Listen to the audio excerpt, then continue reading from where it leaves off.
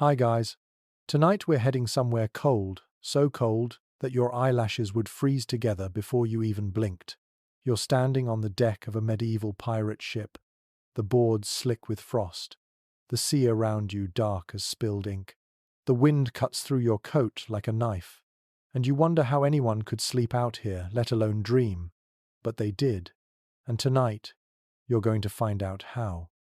So, before you get comfortable, take a moment to like the video and subscribe, but only if you genuinely enjoy what I do here. And while you're at it, tell me where you're listening from and what time it is for you right now. Now, dim the lights and let's step into the story. You trudge across the frozen deck, each footstep giving off a small, sharp crunch. It's long past midnight, and the sea has gone strangely still, the kind of silence that only happens when even the wind has given up. The sails above hang like ghostly sheets, stiff with ice, creaking when the ship shifts. There's a faint glimmer from the lantern swinging near the mast, its light distorted by the cold fog curling up from the water. Your fingers are already numb, your breath puffing white against the black sky. Somewhere below deck, a man coughs, wet and deep. Another mutters a prayer to Saint Elmo, patron of sailors and lightning, though you can't tell whether it's gratitude or desperation. The smell of salt and tar mixes with something sour, unwashed wool maybe, or the last of a barrel gone bad. You look up at the rigging and imagine men climbing it even in weather like this, their hands bare, their boots slick, just to adjust the frozen lines. They'd sleep where they could if they could. Pirates didn't have luxury cabins, not the kind you see in movies. Most slept wherever there was room to lie down without being trampled. Sometimes that meant between barrels, sometimes on top of coils of rope. And when the cold came, when winter seas turned savage, it meant trying to survive in conditions that would drive most modern sailors below deck, screaming for a hot shower. You rub your hands together, trying to feel your fingertips. The air tastes metallic, like old coins. Some nights, the cold was so intense that metal buckles stuck to skin. Pirates, for all their swagger, didn't escape nature's cruelty. Ships from the 15th and 16th centuries weren't insulated. The decks leaked, the hulls groaned, and the only thing standing between a man and hypothermia was a threadbare blanket and the warmth of the crew packed like sardines. Historians still argue whether pirates deliberately avoided the far north or simply had no choice when chasing trade routes. But one thing's certain, winter on a ship was merciless. The North Sea could turn to slush, the Baltic to glass. Ice formed on the rigging until it weighed down the masts.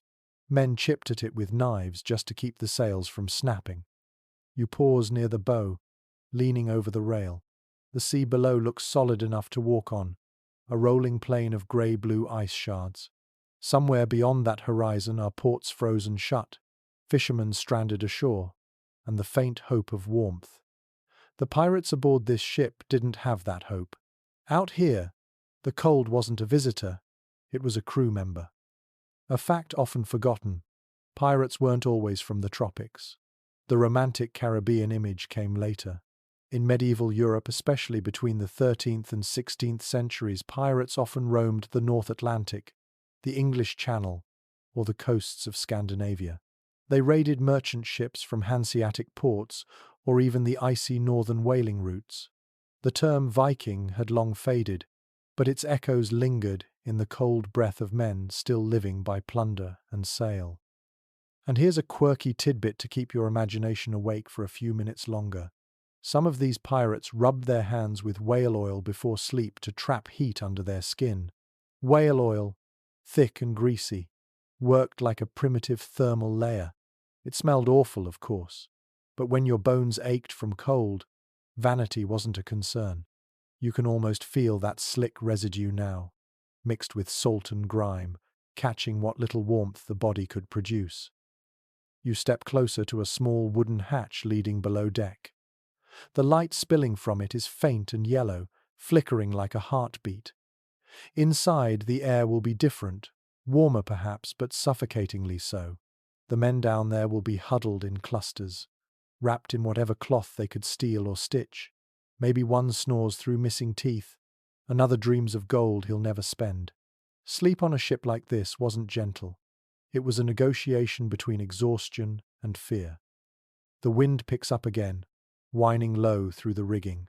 You pull your coat tighter, though it does little. Your mind wanders to how pirates measured comfort, not by softness, but by survival. A night where you didn't lose a toe to frostbite counted as luxury. A morning where the ship hadn't cracked its hull on floating ice felt like a blessing. The sea didn't care about their crimes or their courage. It just existed, cold and infinite, testing whoever dared cross it. You glance at the stars, faint pinpricks blurred by thin clouds. Somewhere above them, the same constellations have watched centuries of sailors struggle through nights just like this. Orion's belt, the North Star, familiar companions to men who had nothing else to rely on. The rhythmic creak of the mast becomes almost hypnotic, like a lullaby built from wood and wind. There's a beauty in it too, if you squint through the misery. The frost along the rail sparkles faintly, catching the lantern light. The sea breathes in slow waves, steady as sleep itself. You think of the crew below, each one a story, some murderers, some runaways, some just desperate.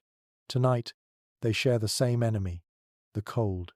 Tomorrow, perhaps, they'll return to killing. But for now, they just want to keep breathing. You run your hand over the deck rail and feel the thin crust of ice flake beneath your palm.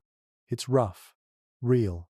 For all its danger, the ship is alive, groaning like a living thing under stress. Somewhere, a rope snaps, and someone curses softly. The sound fades quickly into the night, swallowed by the wind. The historians who write about these ships often focus on the battles, the treasures, the flags. But the truth, the small human truth, lives in these frozen nights. In how they slept with their boots on because undressing meant death. In how one man's blanket might be stolen the moment he drifted off. In how sometimes they sang quietly into the dark, their voices trembling but steady, to remind themselves they were still there. You feel the ship roll beneath your feet, gentle but insistent. Somewhere deep in the hold, barrels shift and chains rattle.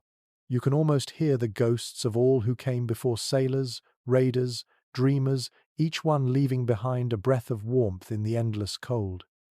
And as you stand there, under the brittle sky, you realize this story isn't about treasure or glory. It's about survival, the most ancient, fragile kind. The kind that happens one shivering night at a time, when all you can do is hold on to the creaking wood beneath you and hope the sea doesn't notice you tonight. The ship groans beneath your feet as you shift your weight, the boards flexing just enough to remind you that this entire world of wood and rope is floating on an endless, merciless sea. The air feels colder now, a steady wind slicing through the rigging. You can hear the sound of ropes straining and timbers answering in low, aching voices. Every creak and pop feels alive, as if the ship itself is trying to talk to you. You move slowly, feeling your way along the icy railing. The moonlight spills in thin, silver bands across the deck, catching the frost that glitters like powdered glass. Every breath you take rises in a pale cloud before fading into the night. The sails are stiff, heavy with ice, their canvas edges frozen into strange, rippling shapes that look more like sculptures than fabric. You pause for a moment and listen. The ocean has gone quiet except for the faint hiss of small waves lapping against the hull. Somewhere nearby, a loose rope bangs rhythmically against the mast. That sound could drive a man mad after enough sleepless nights. You picture the pirates trying to sleep with that steady knocking, mixed with the groaning of the planks and the occasional scream of the wind through the rigging.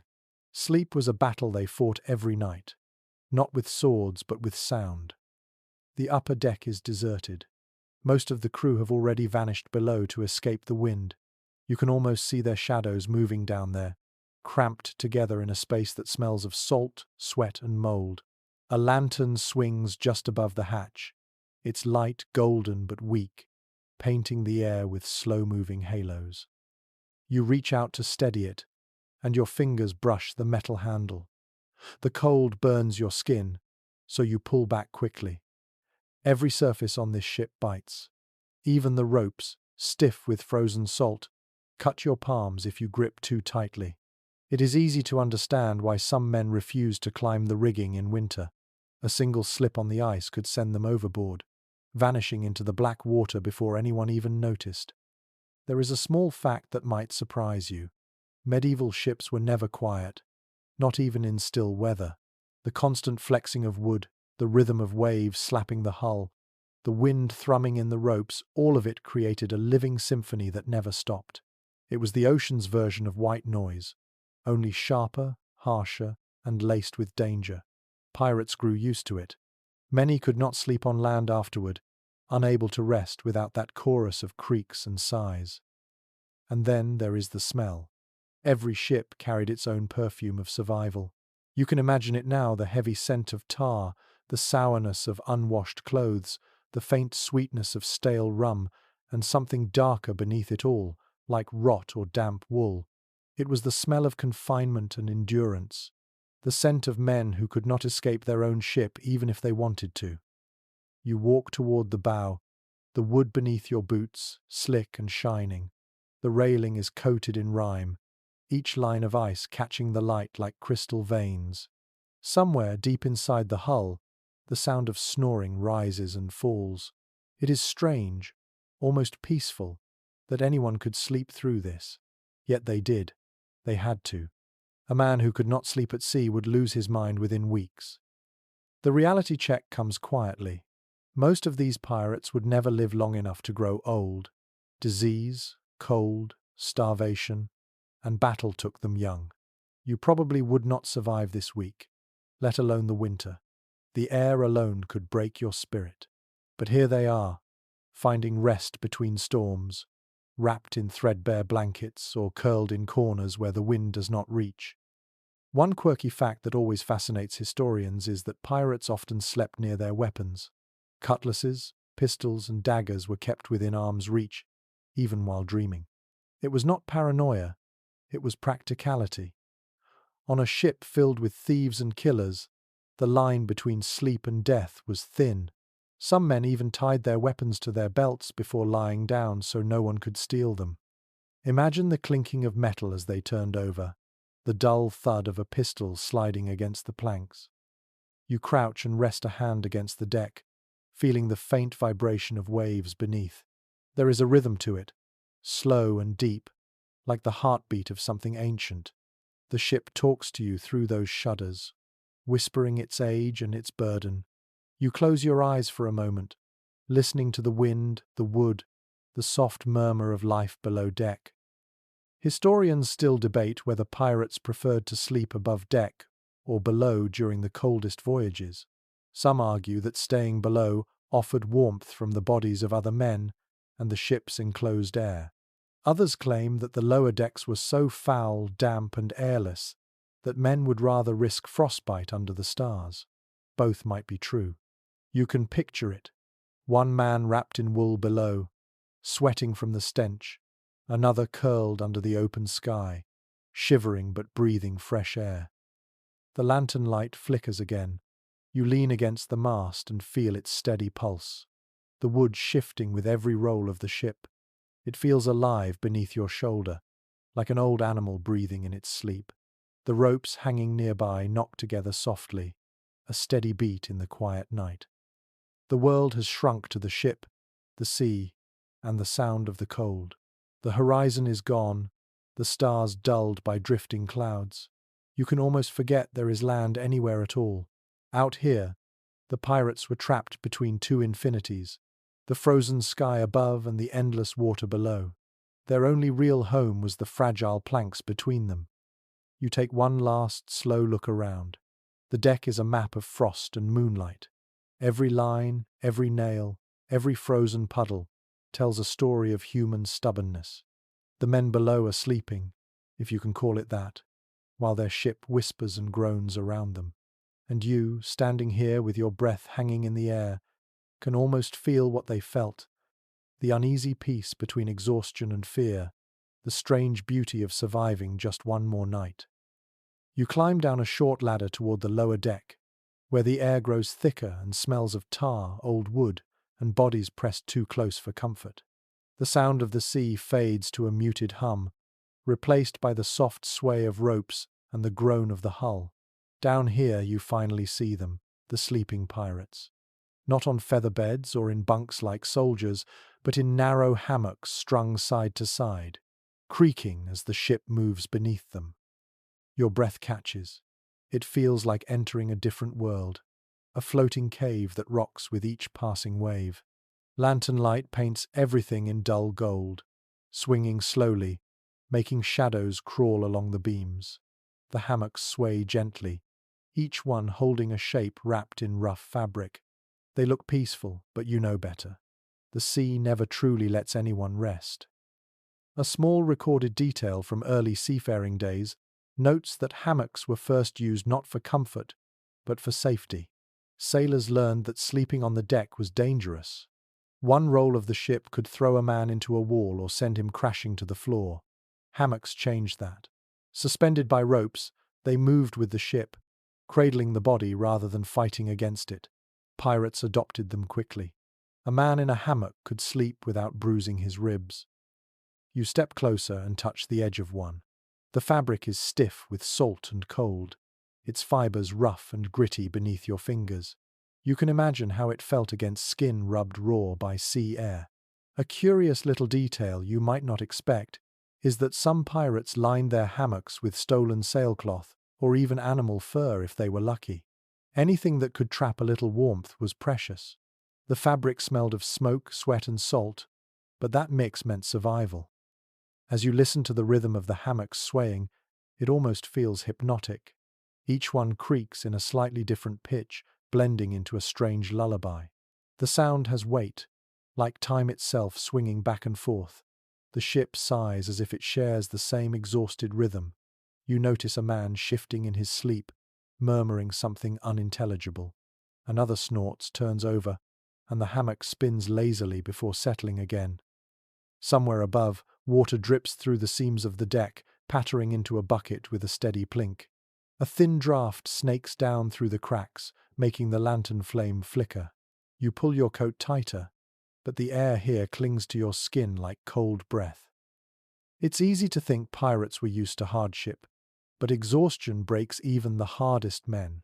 Records from merchant ships of the same era mention sailors working for 18 hours or more in brutal weather, sleeping only in short bursts. Pirates were no different. Their lives depended on alertness, so rest came in fragments, 2 hours here, 3 hours there. No one ever truly slept deeply, not when every creak could mean a leak or a knife. Experts still cannot agree on how pirates divided sleeping shifts during the harshest winters. Some argue for a strict rotation similar to naval crews, where half the men were awake while the rest slept. Others think pirate life was more chaotic, that men collapsed wherever they stood once exhaustion overcame them. The truth may be buried in the salt and silence of the sea itself. You glance around the cramped space. The hammocks hang so close that they touch when the ship rolls.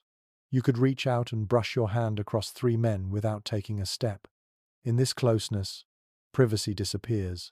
Every breath, every snore, every whispered dream becomes part of a shared existence. You realize that even here, pirates were a kind of family, bound by need more than loyalty. Imagine the air on the coldest nights, heavy with moisture, your breath clouding even indoors. The walls drip with condensation, the ropes damp to the touch. The smell of wet wool and human closeness fills the lungs. You can almost taste the salt in it. Then, a sudden creak splits the quiet. The ship shifts, and a few men murmur in their sleep. One opens an eye, then closes it again. These men have learned to sleep through everything. The sound of waves slapping the hull becomes background music. The rocking motion that would make you seasick now rocks them to sleep like children. Here is a surprisingly human habit from old accounts. Sailors, including pirates, often hummed softly to steady themselves before sleep.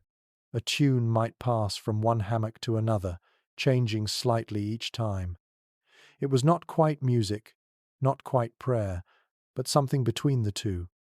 It kept fear at bay when storms gathered. Some nights, the ship itself seemed to hum back, the wood vibrating with their low voices. You close your eyes for a moment, listening. The sway of the hammocks, the crackle of lantern light, the occasional drip of seawater, it all blurs together into a rhythm that feels eternal. This is how they survived the cold. Not by conquering it, but by swaying with it, accepting it as part of their strange, floating world. There is beauty in this balance. The hammocks, each one a fragile cocoon, hold lives suspended between danger and dreams. Outside, the sea is black and endless, but here inside this narrow wooden belly, men drift half asleep, trusting that the ropes will hold and the ship will keep floating until morning. You open your eyes again and watch the shadows move. For a moment, you forget the cold, the danger, the history. You just see motion and rest, life and sleep, all swaying gently together under the weight of the sea. You duck lower into the ship's belly, careful not to hit your head against the low beams. The space narrows as you move forward, the air growing thicker with each step. It feels warmer here, but not in a pleasant way. The heat is stale, trapped beneath the planks, mingled with the smell of salt, smoke, and human breath. Your boots stick slightly to the damp floorboards, slick with condensation that drips from above. The dim light barely reaches the corners. A single lantern swings from a hook, its flame struggling against the drafts that slip through the seams. The glow trembles over sleeping bodies and open barrels. Every object casts a wavering shadow that seems alive. You can hear quiet snores, the rustle of fabric, and the occasional clink of metal when someone shifts and a blade taps against wood. The walls here are lined with rough boards, patched where leaks once were. The hull creaks with every swell, and a drop of icy water lands on your neck. You shiver. This was where pirates truly lived at sea, not on open decks under moonlight, but in the damp gloom below, half buried in ropes, barrels, and bodies. It is written in the journals of sailors from the late Middle Ages that the lower deck was both haven and prison. Up above, the wind could kill you with frost.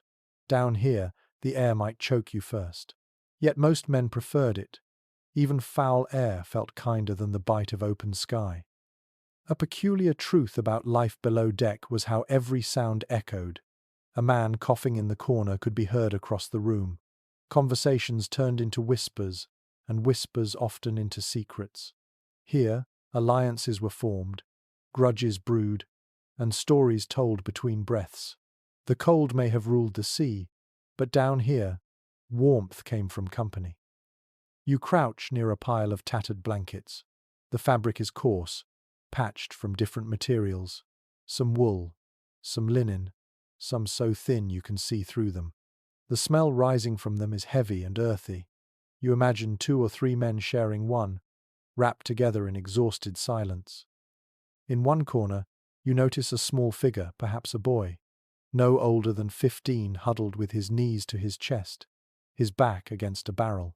The pirates kept young hands on board to do the dirtiest work, cleaning decks, running messages, patching leaks. Many never saw land again. For them, the lower deck was bedroom, classroom, and nightmare all in one. You step closer to the hull and press your hand against it. The wood feels alive, cold and damp, but pulsing faintly with the movement of the waves outside. You feel every vibration as the ship rocks. It is hard to imagine sleeping through that endless sway, yet the men here did so every night. Sleep, for them, was not about comfort but escape. Accounts from explorers of the same era suggest that crews often divided the hold into crude sleeping areas with ropes or hanging cloth. It gave the illusion of privacy, though no one was ever truly alone. A cough or cry would break through the thin barriers. Some even carved small charms into the beams near their hammocks, hoping for protection from the sea. A strangely touching practice is noted in a few surviving ship logs. When the weather was at its worst, some pirates would keep a small ember in a covered bowl of sand, shielding it like treasure. The ember would glow faintly through the night, a fragile promise of warmth. They called it the heart of the ship, If it went out, men said bad luck was coming. Researchers today still cannot decide whether this ritual was widespread or confined to a few desperate crews. The evidence is fragmentary, half folklore and half fact, but even imagining it, you can see the meaning clearly. In the blackness of the ship's belly, a single red ember must have felt like life itself. You look around and think of the stories that must have been told in this space. Men bragging about raids gone right, whispering of storms that almost swallowed them whole. Others remembering homes they would never see again. The voices must have blended with the creaks and drips, weaving the ship's own kind of music. The air grows heavier as you linger. You begin to notice the layers of sound that fill the space. The rhythmic thump of waves against the hull, the faint wheeze of the wind through the cracks, the quiet groans of sleepers turning in their hammocks. All of it mixes into a pulse that feels oddly comforting. The ship breathes with them, its lungs filled with salt and human dreams. You kneel beside one hammock and study its occupant, a man with a tangled beard, his face half buried in rough cloth, one arm hanging loose toward the floor. His hand twitches as though still gripping a rope or sword. Even in sleep, he cannot let go of his work. The sea never allows that kind of surrender. For a moment, you close your eyes and try to imagine sleeping here. The heat pressing down, the stink of mold and sweat, the wooden walls sighing with every swell. Yet amid that discomfort, there is also something gentle. The sway of the ship rocks you without asking permission, a cradle carved from hardship. One forgotten sailor once wrote in a marginal note that, below the deck, the ship holds her breath. You feel that truth now. The air is thick but quiet, as though the whole vessel pauses while its crew sleeps. Above, the cold night howls. Down here, in this dim cocoon, the men find fragile peace before dawn wakes the waves again. You pull yourself back toward the main deck again, where a faint glimmer of morning light slips through the cracks in the planks. The cold air greets you immediately, biting into your cheeks. You can smell the ocean again, sharp and clean, mixed with the tang of old salt and damp rope. The sky is the color of steel, and you feel the first whisper of snow in the wind. The crew begins to stir. One man stretches, another coughs, his breath forming small clouds. You notice how they are dressed. Nothing looks uniform. Their layers are a mix of whatever fabric they could steal, trade, or patch together. The sight tells a quiet story about survival. Documents from the 15th century mention that sailors often wore wool next to the skin, then linen, then heavy coats made of canvas or hide. Pirates copied this habit, wrapping themselves in whatever could trap warmth. Some even wore women's skirts or priests' robes stolen from raids, torn and re-sewn into cloaks. It did not matter how it looked. Warmth was worth more than pride. You watch as one pirate adjusts a scarf made of bright red fabric, its edges frayed but thick.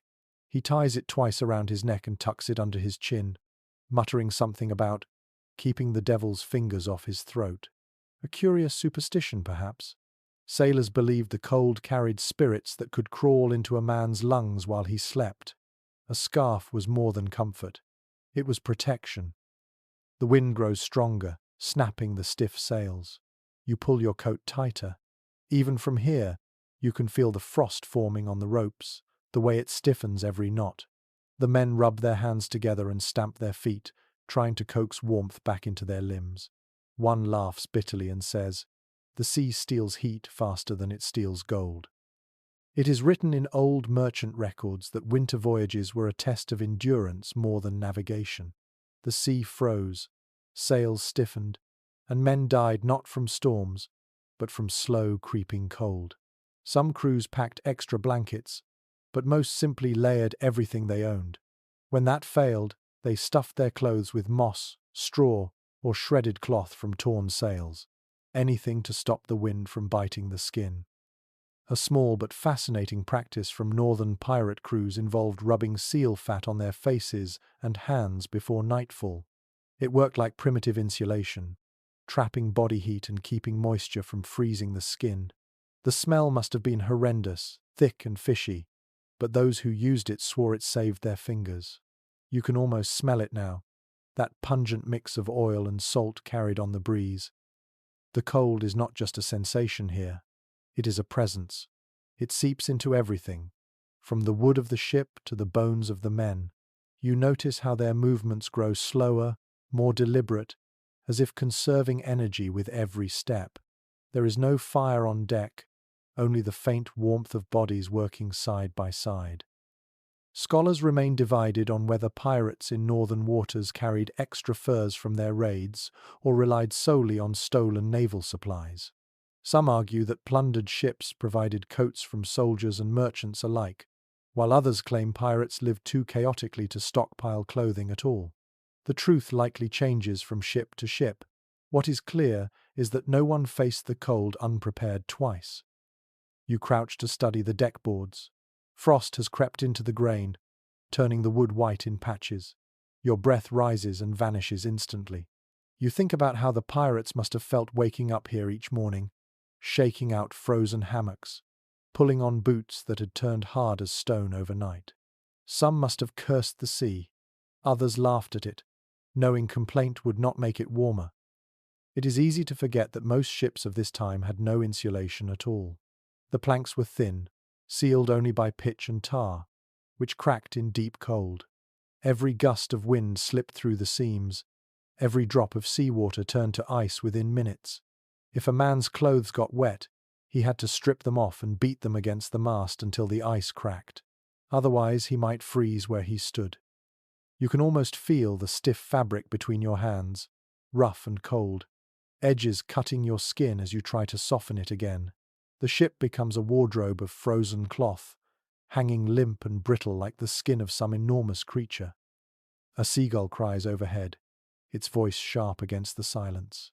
The pirates look up instinctively. One of them jokes that the bird must be lost, that even gulls avoid this kind of winter. Laughter spreads in short bursts, warm for a moment before fading back into quiet. Humor is one of the few comforts left to them. You take another slow look around. Every man is wrapped differently. One in patched wool, another in layers of sailcloth, another in something that might once have been a tapestry. The variety makes them look less like a crew and more like a band of ghosts, draped in whatever remnants the world had forgotten. There is something oddly beautiful about it.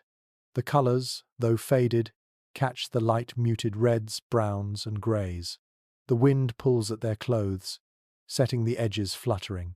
The scene looks almost painterly, as if frozen in time. And then, a sharp sound breaks the calm. A crack, quick and loud, like glass shattering. A rope has snapped somewhere above, and the pirates look up. One curses under his breath. They move quickly, still sluggish from sleep, but their instincts sharp. The cold makes every task harder, every motion slower. You can see their breath like smoke trails weaving through the air as they work. When the rope is fixed, the ship settles again into its rhythm. The sea murmurs against the hull. One man yawns and wraps his cloak tighter, muttering something about the cold creeping through his dreams. You know what he means. Out here, the cold does not wait for you to fall asleep. It finds its way into your thoughts first. As you watch them work, you begin to understand that their layered clothes are more than protection. They are armor against both nature and despair. Each scrap of fabric, each patch sewn by tired fingers, tells the story of men who refuse to surrender to the sea's indifference.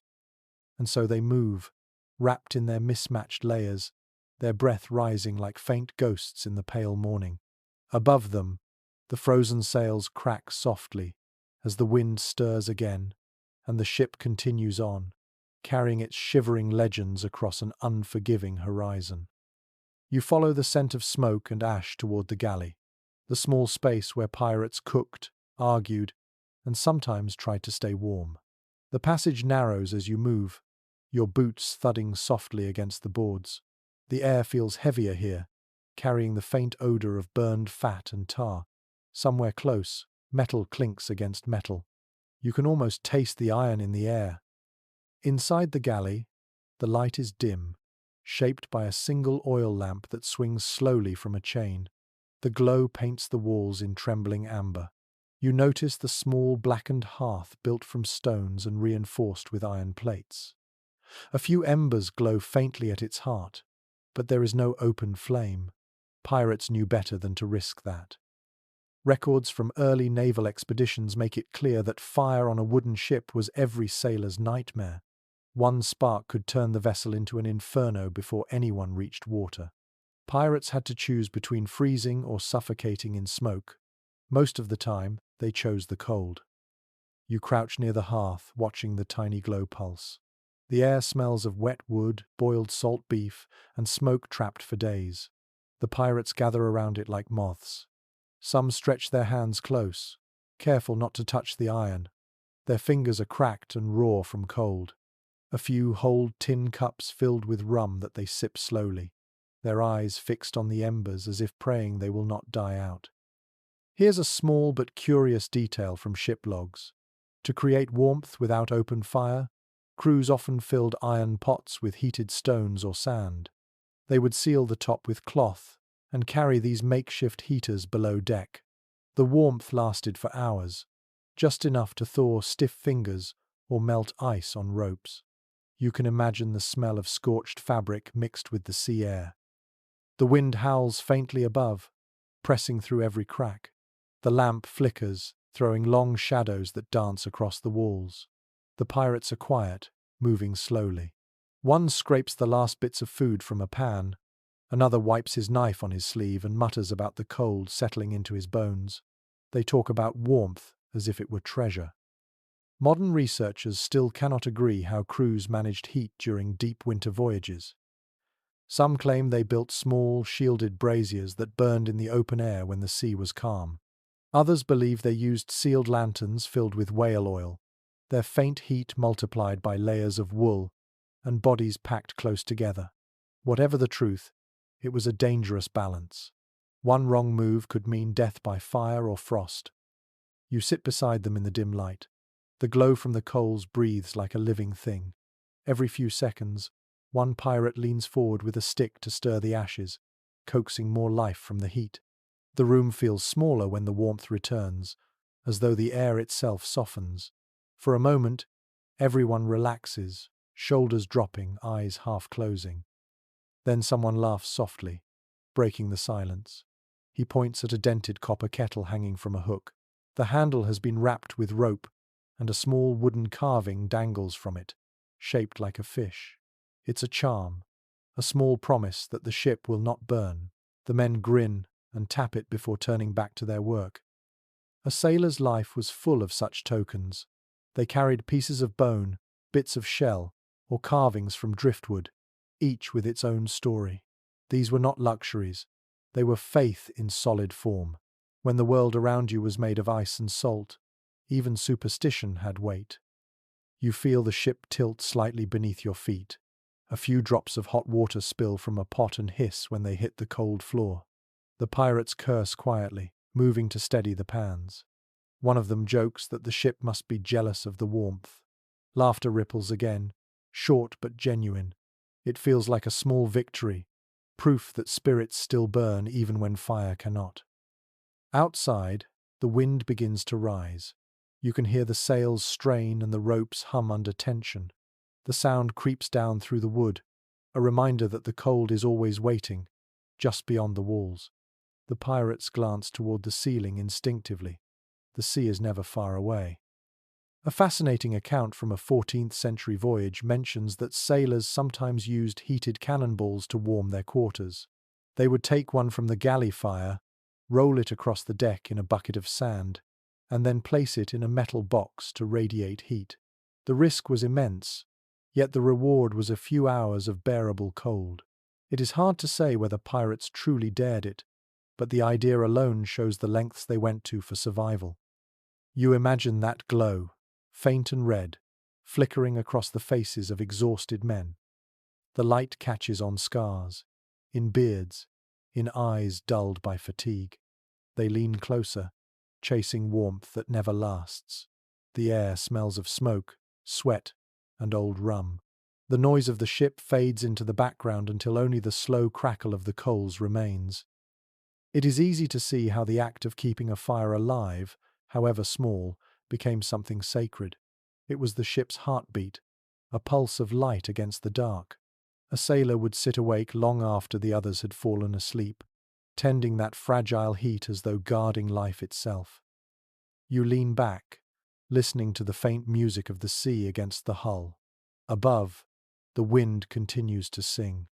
The pirates stretch out, their shoulders glowing faintly in the light, their breath misting in the air. For a brief moment, the room feels almost human, almost safe. Then the lamp flickers, and the cold slips back in, quiet but patient. The warmth fades quickly, leaving only the smell of ashes and salt. You can feel the change in the air, the reminder that no comfort lasts long out here. But in this fleeting moment, as the embers glow and the men's eyes grow heavy, the cold seems far away. The ship sighs again, and somewhere deep inside it, a small, glowing coal keeps breathing. You climb back toward the middeck where the light is thin and blue, a sign that the day is beginning but the sun has not yet conquered the mist. The air feels brittle, as if it might shatter if you breathe too sharply. Above you, the rigging hums with the wind, the sails strain, and you hear the creak of wood moving in slow rhythm. It is not the sound of chaos, but of duty. The ship never sleeps, not even when the crew tries to. The rotation of the night watches dictates the rhythm of everyone's life here. Pirates, like naval crews, divided their time into shifts called watches.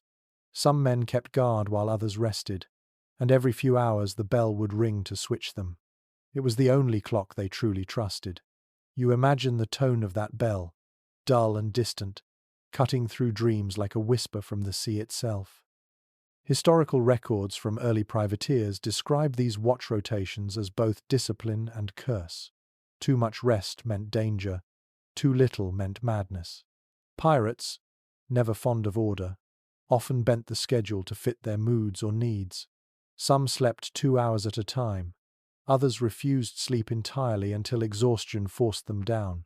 What mattered was not the number of hours but the rhythm itself, the pulse of ship life that never stopped.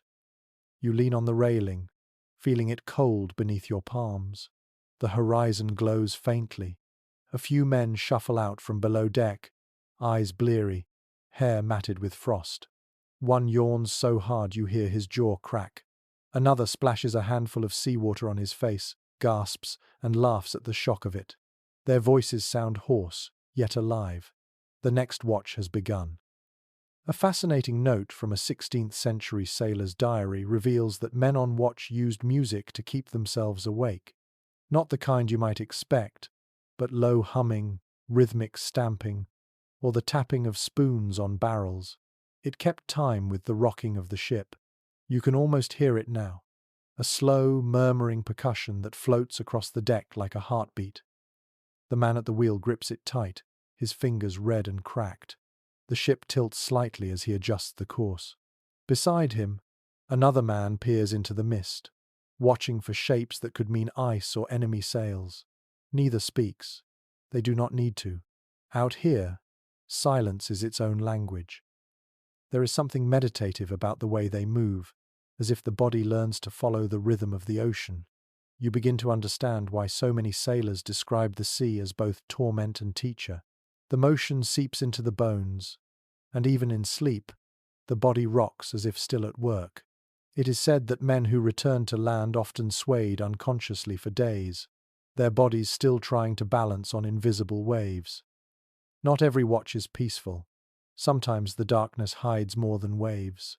One man glances over his shoulder often, checking shadows as though expecting something to climb from the sea.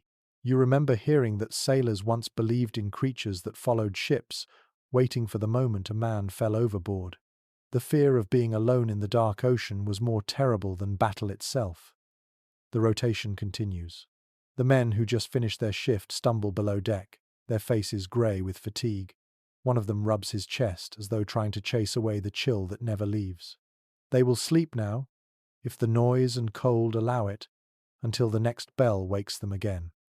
Experts today still discuss how much rest pirates truly managed at sea. Some estimates suggest they slept less than 4 hours a day during long voyages.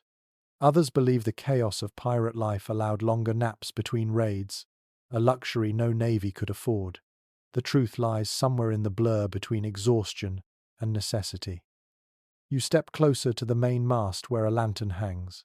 The flame flickers weakly, but its light spreads across the deck, illuminating the frost clinging to ropes and railings. You run your fingers along one of the ropes, feeling the stiff salt crust that forms overnight. It crunches slightly beneath your touch. Everything here is touched by the sea, even the smallest fibers. One of the pirates on watch begins to whistle softly, a slow tune that sounds more like mourning than music. The others glance his way but do not stop him. The sound drifts through the air, curling around the masts and fading into the distance. It fills the silence without breaking it. In this rhythm, the ship becomes a living organism. Each man is a cell, each watch a heartbeat. When one part fails, the rest must carry on. That understanding binds them more tightly than any code of loyalty. The ocean teaches unity through fear. A curious little tradition from some crews involved the passing of a token during watch changes. It might be a carved bead, a button, or a scrap of rope, symbolizing the weight of responsibility. The man beginning his shift would hold it briefly, whisper something only he could hear, then tie it to his wrist. To drop or lose it was considered bad luck. You picture rough hands exchanging that tiny object in the freezing air, a simple act that carried enormous meaning. The sky brightens slightly, a faint promise of day. The sea remains dark, though it glitters where ice drifts float by. You watch as the pirates scan the horizon, their eyes narrowed against the wind. Sleep still clings to their faces, but alertness returns, slow and steady. The bell rings again, a hollow sound swallowed by the mist. Another rotation begins, another trade between sleep and duty. You realize that this rhythm never stops, not for weather, not for exhaustion, not even for fear. The ship's life depends on it. You close your eyes for a moment, letting the sound of the bell echo through your chest. It is not a harsh sound anymore. It feels like breathing, constant and calm, an anchor against the chaos of the sea. The pirates live and sleep by that rhythm, and in a strange way, so do you now. The next evening, the cold grows deeper, and the air feels heavy enough to drink. The sky is bruised with purple clouds, and the waves have slowed to a thick, sluggish roll. The ship moves like a tired animal through the water. Lanterns swing lazily, and the pirates gather close, their faces shadowed and pale. Tonight, rum will be the only warmth that reaches them. The smell hits you first, sweet, sharp, and earthy, a mix of molasses and smoke. Someone passes a flask along the line, taking turns without a word. The rum burns the throat, but it also blurs the cold, makes the edges of the night softer. One man sighs with relief after his drink, as if he can finally feel his heart again. Historical journals often mention that rum was both comfort and curse aboard ships of this age. The strong liquor numbed pain, quieted fear, and filled empty bellies when food ran short. But it also dulled reflexes, frayed tempers, and fueled fights that could end with blood on the planks. Pirates, unlike naval crews, had no rations to control their drinking. A cask might last a week or a night, depending on their mood and misery. You sit near the group, listening to their talk. The sound of their laughter carries easily in the still air, low and rough. Their stories wander between truth and imagination, stitched together by the rhythm of their cups. One speaks of a raid near the Canary Islands, where they drank more than they fought. Another swears he once saw frost form on a man's beard so thick it broke when he smiled. Here's an odd little truth drawn from sailors' accounts. Some crews mixed rum with seawater, both to stretch it and to avoid the shock of drinking it neat in the cold. They called it grog, a word that would later drift into naval tradition. The salt made it worse for thirst, but easier on frozen throats. You can almost taste it, sharp and briny, as if the ocean itself were in the cup. The light from the lantern catches the surface of a bottle, making it glow amber in the dark. The pirates watch it the way men on land might watch a fireplace. The rum becomes a substitute for heat, a trick for the body as much as for the mind. The wind moans softly through the rigging. One pirate begins to hum, his voice cracked and low. Others join in, the melody slow and uncertain, a lullaby stitched from exhaustion. It is not a song of victory or hope, but something older, something that belongs to the sea. You can feel it in your chest, that strange calm that comes after too much drink and too little sleep. Experts continue to discuss whether alcohol actually helped sailors survive cold voyages. Some argue that it only gave the illusion of warmth, drawing heat from the body faster once the buzz faded. Others suggest that, in small doses, it offered real comfort, enough to keep despair from sinking too deep. What no one doubts is its power over morale. A warm drink, even a dangerous one, kept men alive in spirit if not in body. You watch as one pirate wipes his mouth and grins through cracked lips. His teeth are yellow, his cheeks hollow. He taps the bottle against the mast and says, "To the cold, may it drink slower than we do." The others laugh, though it is the kind of laughter that hides something brittle underneath. The ship rolls gently, and the lantern light ripples across the deck. A few men lean back against barrels, eyes half closed. Their words blur into mumbling. Rum has a way of making time slip sideways. Minutes stretch into hours without anyone noticing. The rhythm of the sea and the buzz of alcohol melt together until even the cold feels far away. But the peace never lasts long. A shout breaks from the other end of the deck, harsh and slurred. Two men argue over a cup. The sound rises quickly, sharp against the night. One pushes the other, and the crew moves fast to pull them apart. Their hands grip shoulders, voices low, trying not to wake the rest of the ship. The fight fizzles as quickly as it began, leaving only a tense silence. A curious superstition floats among sailors' tales. It was said that spilling rum at sea angered the spirits of drowned men. The liquid belonged to them once it touched the deck. That is why some pirates, after a brawl, would pour a few drops over the side to pay the sea. You watch one of them do it now, tilting the bottle slightly and whispering into the dark water. The wind carries the smell of rum across the deck, mixing with the salt air. Somewhere below, a few men stir in their hammocks, muttering in their sleep. Maybe they are dreaming of taverns, firelight and soft beds. Maybe they dream of warmth that never ends. You can almost see it through their eyes. A wooden table, candles dripping wax, laughter echoing without fear of frost. The bottle comes back around to you. You lift it to your lips. The taste is harsh but alive. It burns for a moment, then fades, leaving behind the strange comfort of something shared. The cold is still here, pressing at your face, creeping into your fingers, but it feels softer now, as if it has agreed to wait its turn. Above you, the sails snap once, and the ship tilts gently. The rum settles in your stomach like a small ember, not enough to chase the cold away, but enough to remind you you're still here. Around you, the pirates laugh again, their voices slow and rough, and for a fleeting hour, the coldest night at sea feels almost human. The rum is gone by dawn, leaving the air thick with the smell of salt, smoke, and tired laughter. The pirates have gone quiet again, their voices fading into whispers as the cold returns.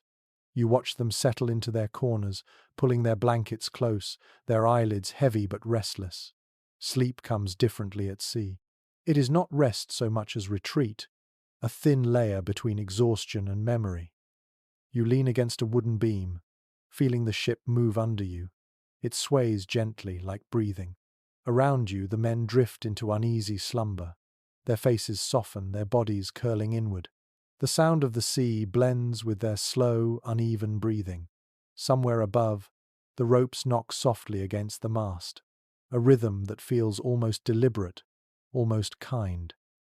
It is written in the letters of captured sailors that pirates often dreamed of land. They spoke of beaches, fires, and soft beds, as if they were miracles. Some claimed to see gold even in their sleep, coins spilling from invisible chests, only to vanish when they reached for them. You imagine the frustration of that, the longing turned into nightmare. The colder the sea, the sweeter the dream. A curious glimpse into pirate superstition appears in an old ballad. It was said that a man who dreamed of fire during winter would not live to see spring. Flames in dreams were omens of fever, storms, or battle. The men joked about it sometimes, but you can sense that they half believed it. When warmth is a luxury, even imagined fire becomes dangerous. You watch as one man turns in his hammock, mumbling softly. His lips form the shape of a word that sounds like home. He is probably from somewhere green, somewhere with trees and smoke curling from a hearth. The others shift, grunting or sighing, tangled in their hammocks like fish caught in nets. The ship rocks, and the hammocks sway in answer. It looks almost peaceful. From a historian's point of view, dreams were one of the few escapes available to sailors. Diaries from the 15th century mention recurring visions among crews who spent too long at sea. They dreamed of soundless lands, of walking on solid ground that never moved, of hearing birds instead of waves. For pirates, whose lives were built on danger and constant movement, these dreams might have felt like heaven. You close your eyes for a moment and try to imagine their inner world. The smell of the ocean seeps even into dreams. The motion of the ship never truly fades. Even in sleep, the sea remains. You might find yourself walking through a market, yet the ground tilts beneath your feet. You might see a face from childhood, only for it to dissolve into the shape of a wave. The mind, it seems, never lets go of the ocean once it takes hold. Experts today still discuss whether the isolation of long voyages caused shared hallucinations among sailors. Some say the monotony and malnutrition warped their perception of reality. Others believe that the endless rhythm of waves acted like hypnosis, pulling their minds into a state between waking and dreaming. Whatever the cause, the sea had a way of invading their sleep. The pirates around you shift again. A man laughs softly in his dream. Another curses. Somewhere, someone snores so loudly that a few others chuckle in their sleep before falling still.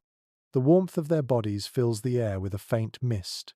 The lantern light flickers across the ceiling, throwing gentle waves of gold that rise and fall with the ship's motion.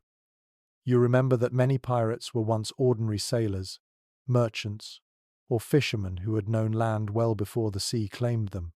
Perhaps their dreams were fragments of that other life, still echoing in the dark. A house by a harbour, a woman's voice, the smell of bread. For all their roughness, pirates were human first, and the night reminded them of it. One fascinating account from a prisoner's testimony describes a pirate who refused to sleep below deck, saying he could not bear to dream of dry land. He slept on the open deck instead, wrapped in sailcloth, his face to the stars. The others mocked him, calling him ghost lover, but he said it helped him remember he was free. The testimony ends with his disappearance at sea a few weeks later. You listen now to the sea outside. It whispers against the hull like a voice too distant to understand. It sounds almost tender. Perhaps that is why pirates came to love and hate it equally. It took their freedom and their peace, gave them riches and death in the same breath. In their dreams, they might have tried to make peace with it, to tame it for a few hours before waking. A small, almost forgotten detail from a ship's log mentions that some crews encouraged storytelling before sleep. It was a way to guide dreams, to shape what the mind would see. The stories were simple, sometimes about gold, sometimes about food, but they worked. Men slept better after imagining something worth surviving for. You can feel that rhythm in the room now. The murmured breathing, the creak of hammocks, the sigh of the sea. It feels ancient, almost sacred. The dreams drifting through this ship are not peaceful, but they are alive. They carry warmth that no fire can give, the warmth of memory, of something human still glowing beneath the cold. You look up. The lantern light dances across the beams, and for a fleeting moment, you imagine the ship dreaming with them. Its creaks are whispers, its sway a heartbeat. Maybe even the wood remembers the warmth of the sun long gone. And as you stand there, surrounded by sleeping men and their fragile dreams, the cold outside feels less cruel. The next day begins with a dull grey light, heavy clouds hiding the horizon. The cold bites even before you open your eyes fully. The ship groans softly under your feet, every timber stiff from frost. The smell of salted meat lingers in the air, and somewhere nearby, a pan clatters. It is time for the morning meal, though calling it that feels generous. You follow the sound into the galley. A few men gather around a small table, heads bowed, hands cupped around tin plates. The food looks as tired as they do. Hardtack biscuits chipped like stone, strips of salted beef that glisten with oil, and a pot of grey stew that smells faintly of brine and smoke. The air feels damp and close, filled with the aroma of boiled fat and wet wool. Old seafaring records tell us that pirates, like other sailors of their time, survived on rations meant to last months. The meat was packed in barrels of salt, so strong that men often had to soak it overnight before cooking. Bread turned to rock within weeks. If a biscuit broke your tooth, no one was surprised. They called it ship's bread, though it was closer to punishment. You watch one man try to chew through a piece of beef, his jaw working slowly. He grunts, swallows, then laughs without humor. "Better than snow," he mutters.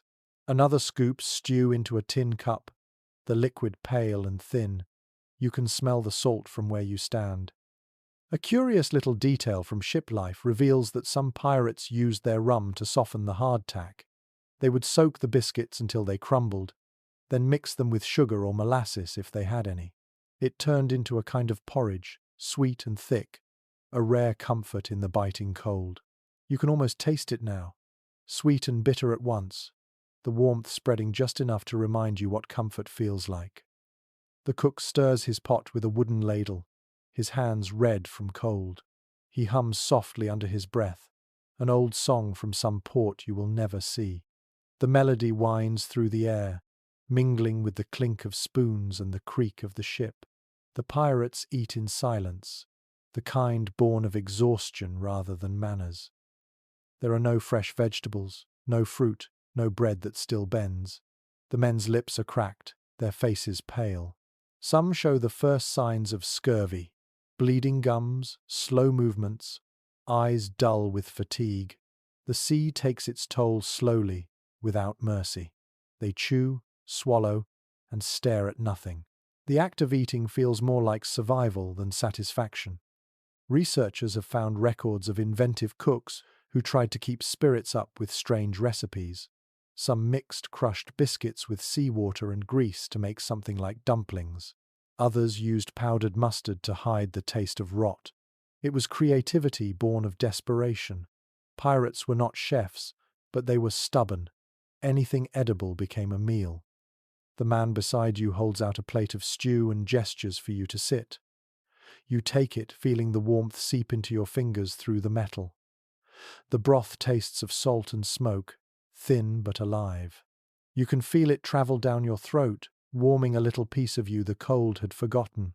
Around you, spoons scrape plates. For a few minutes, the only sound is eating. An argument begins at the far end of the table. Two men grumble over who gets the last bit of dried fruit. Their voices rise, but no one else interferes. Hunger sharpens tempers more than rum ever could. Finally, the cook slams his ladle against the pot, and the noise echoes through the galley. The fight stops. The silence that follows is heavy but short-lived. The rhythm of eating resumes, slower now, quieter. A strange fact from a 14th century travel account mentions that sailors sometimes kept small cloth bags filled with aromatic herbs or citrus peel when available. They would sniff these during meals to mask the stench of spoiled food. You picture a pirate lifting such a charm to his nose while pretending the stew in front of him tastes like roasted lamb. It is both ridiculous and deeply human. The air thickens with the smell of smoke as the last coals in the hearth fade. Someone coughs, someone else belches, then laughs. The sound ripples through the room like a spark. It reminds everyone that they are still alive, still together. Outside, the wind howls again, rattling the ship's sides. The men finish quickly, wiping their mouths on sleeves or old rags. Some save crumbs in small pouches just in case. Others lick their fingers clean, unwilling to waste even a grain of salt. The cook begins to scrub his pot with sand and seawater, humming the same tune. Historians today still question how pirates managed morale on such meager diets. Some argue that shared meals built unity, a kind of ritual that reminded them they were not alone. Others think the monotony of food worsened discipline, feeding mutiny as much as hunger. Both ideas might be true. The galley was the ship's heart, both comfort and battlefield. You linger for a moment longer. The table is empty now, the plates stacked neatly. The smell of salted beef clings to the air. You glance around and see the faces of men hardened by necessity, their eyes dulled by cold but still alert. The sea may strip away softness, but it never fully takes the will to live. As you turn to leave, the cook pours the last of the warm water into a small cup and offers it to you. His hand trembles slightly. "For luck," he says. You take it, the warmth seeping into your palms. The taste is plain, just salt and metal, but it feels sacred somehow. On this frozen ship, every bit of heat is a blessing, and every meal, no matter how poor, is a small act of defiance. The cold grows sharper as the days pass, a creeping presence that slides into every seam of the ship. The ocean itself begins to change. The water darkens until it looks like black glass, and the wind cuts with a high, whining note. You pull your collar higher and watch as flakes of snow drift lazily down, settling on the deck before vanishing into tiny beads of water. The pirates move slower now. Their boots crunch on the frozen planks. They speak little, saving their breath for work. The sails hang stiff, patched with frost, and the ropes sparkle faintly in the pale light. Each line looks beautiful, like crystal threads spun across the masts. But you know that beauty hides danger. Ice adds weight, and weight breaks ships. Historical accounts of northern voyages tell of sailors forced to climb frozen rigging with knives between their teeth, hacking away at ice before it could pull the mast down. You can almost see it now. A man halfway up the main mast, his fingers bleeding as he chips away at the glittering frost. The wind shrieks through the ropes, and the sea below looks solid enough to walk on. A strange note found in a merchant's logbook mentions that during one particularly brutal winter, sailors used iron mallets to smash the ice off their sails, singing loudly so they would not notice their fingers going numb. Their laughter froze in the air before it disappeared. You imagine the sound, brittle and bright, carried away by the wind like tiny shards of glass. The pirates on this ship are not far from that fate.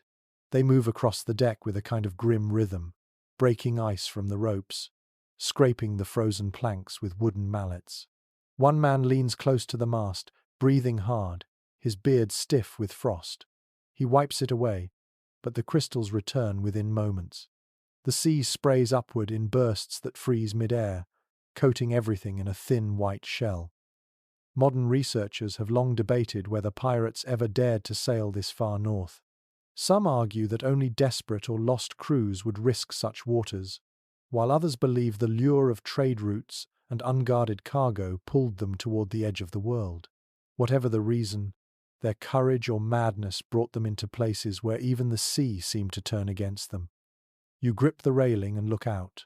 The ocean stretches flat and endless, a mirror of grey. Pieces of ice drift past like broken glass. They knock gently against the hull, a hollow, ringing sound that echoes through the planks.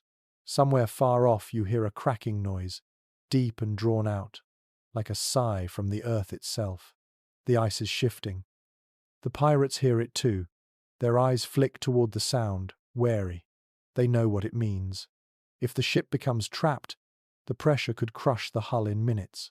No storm, no battle, no fire compares to that slow, invisible death. You can almost feel the tension tighten in the air, a shared breath held too long. A curious detail from an old sea chronicle tells of sailors who learned to listen for the song of the ice. It was said that if you heard a high, whistling tone in the night, the ice was moving toward you. The sound meant danger, but also a kind of eerie beauty. Men described it as the sea singing in its sleep. You listen now, and for a moment you think you hear it too, a faint melodic hum beneath the wind. The pirates continue their work. One climbs into the rigging, swinging a small axe. Another drags a barrel across the deck to block a leak. Their faces are red with cold, eyes watering. No one speaks. The sound of wood cracking and tools striking fills the air. It feels like a ritual, harsh but necessary. Your breath fogs as you exhale. The frost forms on your lashes, turning the world into a blur of light and shadow. You wipe it away and catch sight of the helmsman, his hands clenched on the wheel. His gloves are stiff, his knuckles white. Every movement is careful. Even the smallest mistake could send the ship into an ice floe. The lanterns burn low, their light dimmed by frost on the glass. The deck glitters faintly, a frozen mosaic of salt and snow. You hear someone whisper a prayer, though you cannot make out the words. It sounds old, maybe older than the ship itself. Records from a 15th century Danish voyage describe how crews used oil-soaked rags to keep the ropes flexible during freezes. Pirates might have copied the trick, rubbing the lines with grease stolen from whalers or merchants. It must have smelled terrible, but it kept the ship alive. Even now, one man kneels near the bow, rubbing a thick black paste into the ropes. His hands shake, but he keeps working. The sky darkens quickly, the clouds sinking low until they touch the horizon. Snow begins to fall again, heavier this time, thick flakes swirling in the wind. The world fades into white. The sea and sky merge, leaving no sense of direction. The pirates stop for a moment, staring out into the blankness. You can feel their unease. Out here, the line between water and air disappears. One man laughs softly to himself, maybe to break the tension. "The sea's gone blind," he says. No one answers. The silence that follows feels heavier than the cold. You stand still, letting the flakes settle on your shoulders.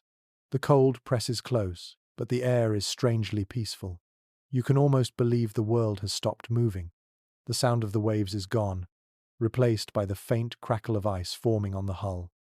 The pirates retreat below deck one by one, leaving you alone with the whispering snow. For a moment, you feel as they must have felt small, fragile, and completely at the mercy of the frozen world. The ship is alive beneath you, groaning softly, pushing forward through a sea that has turned to glass. Somewhere ahead, the horizon waits, hidden under layers of mist and ice, and you understand why sailors feared the northern routes more than any cannon. By the next night, the ship has grown eerily quiet. The wind has softened, but the cold feels sharper than ever, cutting straight through fabric and bone. The sea is calm, too calm, the waves small and slow, as though the ocean itself has frozen mid-breath. You walk carefully along the deck, hearing nothing but the creak of timbers underfoot and the faint rattle of a loose chain. Below deck, the stillness feels heavier. The lanterns burn low, their flames thin and trembling. The air carries a sour tang that turns your stomach. It is the smell of sickness, mixed with damp wood and salt. A man coughs in the shadows, the sound thick and wet. Another groans softly, rolling in his hammock. The rest try to sleep through it, though their eyes remain half open, dull and wary.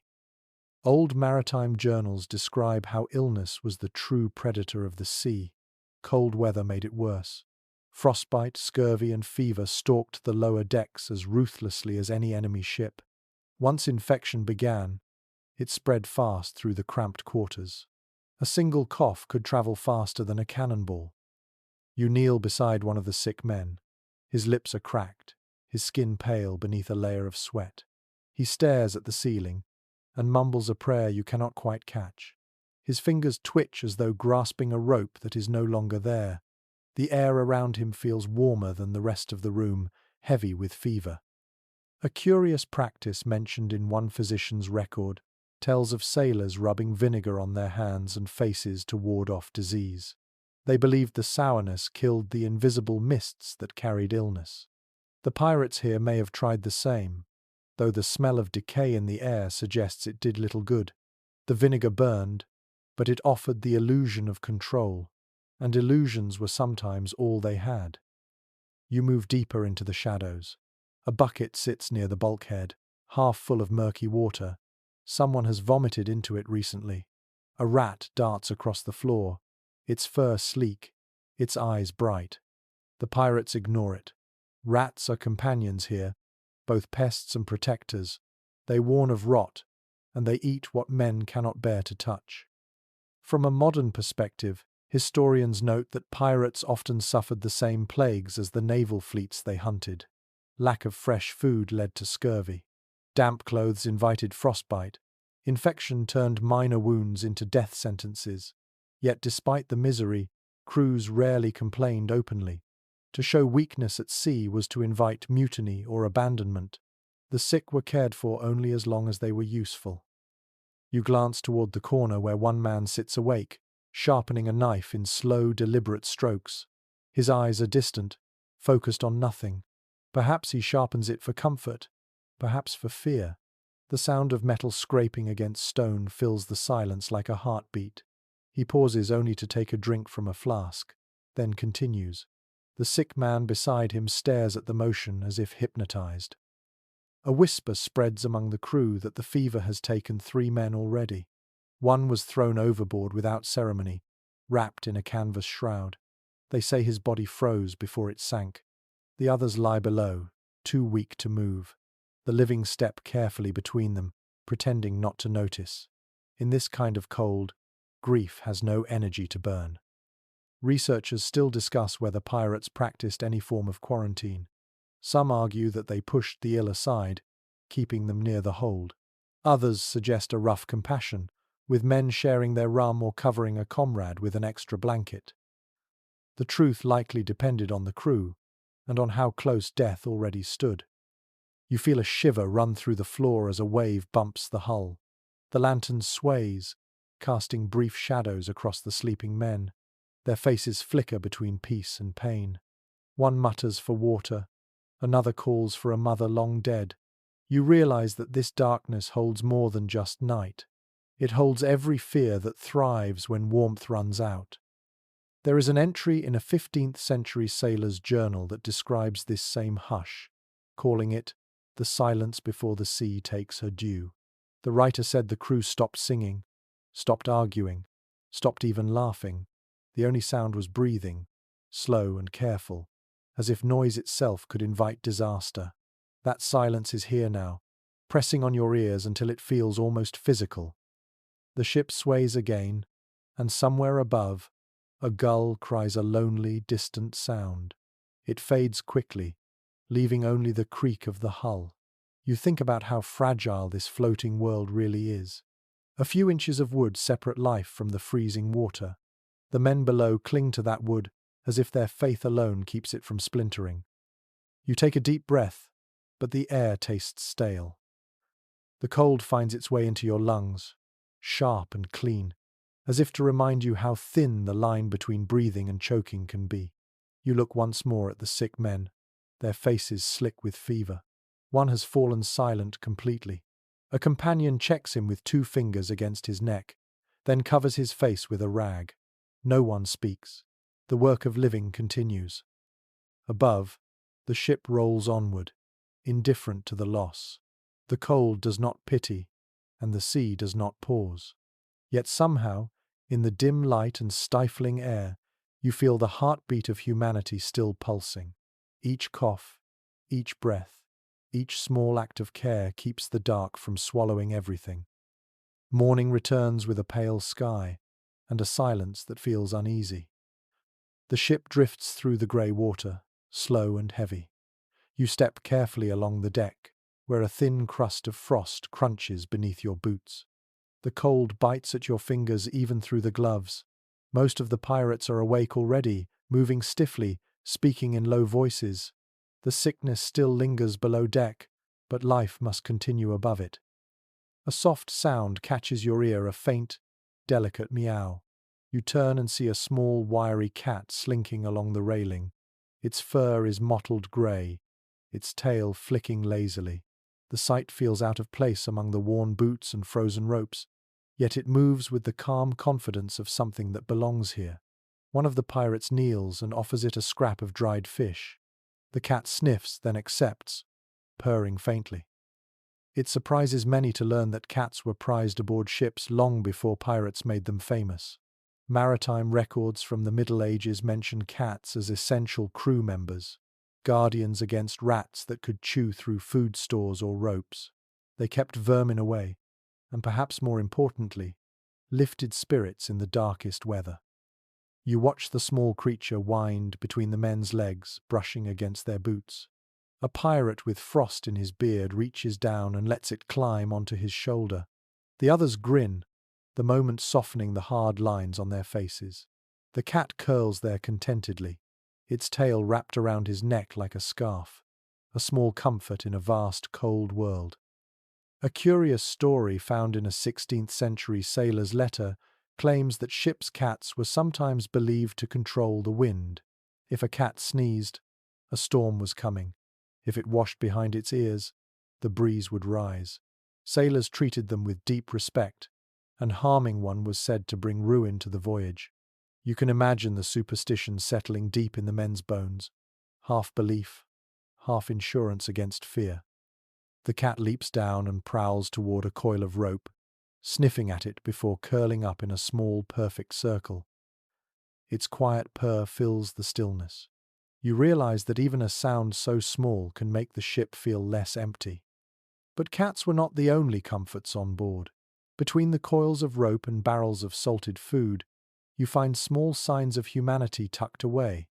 A piece of cloth with stitching shaped like a flower, a crude wooden carving of a woman's face, a seashell tied to a nail. These little things mean more than gold here. Each one is a reminder of land, of warmth, of something worth returning to. One pirate sits near the mast, sharpening a knife with slow, careful motions. Around his neck hangs a charm made from a piece of colored glass. It catches the faint sunlight and scatters it across his hands. He notices you looking and shrugs. "Keeps the cold away," he says with a half smile. The charm might not hold heat, but it holds faith, and that is enough. The wind shifts slightly, carrying the smell of salt and tar. The men move about their work with quiet precision. Some patch sails, others scrape frost from the planks. The cat follows them from task to task, as if overseeing the crew. Occasionally, one of them pauses to scratch its back, earning a grateful purr. The sound feels almost like laughter in a place where laughter has grown scarce. A note from an old chronicler describes how sailors believed animals sensed danger before humans did. Cats, dogs, even birds were watched closely for signs of trouble. When a cat flattened its ears or hissed at nothing, the crew took it as a warning. Looking at this small creature now, you can understand why. It moves with purpose, its eyes bright, as though reading messages in the wind no man can hear. One of the younger pirates kneels beside the cat, whispering something. You cannot hear the words, but his tone is gentle. He scratches behind its ears, then slips it a small piece of dried meat from his pocket. For a moment, he smiles like a boy, his shoulders relaxing. The cold, the sickness, the endless grey sea, all of it fades in that small exchange. Even modern historians admit that companionship played a crucial role in surviving long voyages. Without warmth or comfort, men lost their minds as easily as their fingers to frostbite. Shared jokes, small rituals, and animals like this cat became anchors for sanity. They reminded the crew that life was still worth protecting, even in misery. You look around and notice other traces of care. Someone has mended a torn blanket with surprising precision, using thread dyed red. Another has carved initials into the mast, perhaps his own or someone he left behind. These fragments of gentleness feel fragile, but they are stubborn too. They refuse to vanish, no matter how fierce the sea becomes. The cat stretches and yawns, then climbs up to a beam where it can watch the men below. Its tail sways lazily as it settles into a patch of weak sunlight. The pirates glance up at it from time to time, as if its calm is contagious. Even the sick below deck might sleep easier, knowing it is still there, alive and watching. You take one last look at the small animal before turning toward the horizon. The wind has shifted again, colder now, carrying a thin mist across the deck. The cat lifts its head briefly, then curls back into sleep, unbothered. There is something reassuring in that. If a creature so small can find peace here, perhaps the men can too, if only for a little while. The sky brightens slightly, the color of pale silver. The ship continues forward, steady despite the ice and wind. Below deck, the coughing fades for now. Above, the cat dreams in the sunlight, and the pirates work quietly, bound together by exhaustion, superstition, and the faint, stubborn warmth of their small comforts.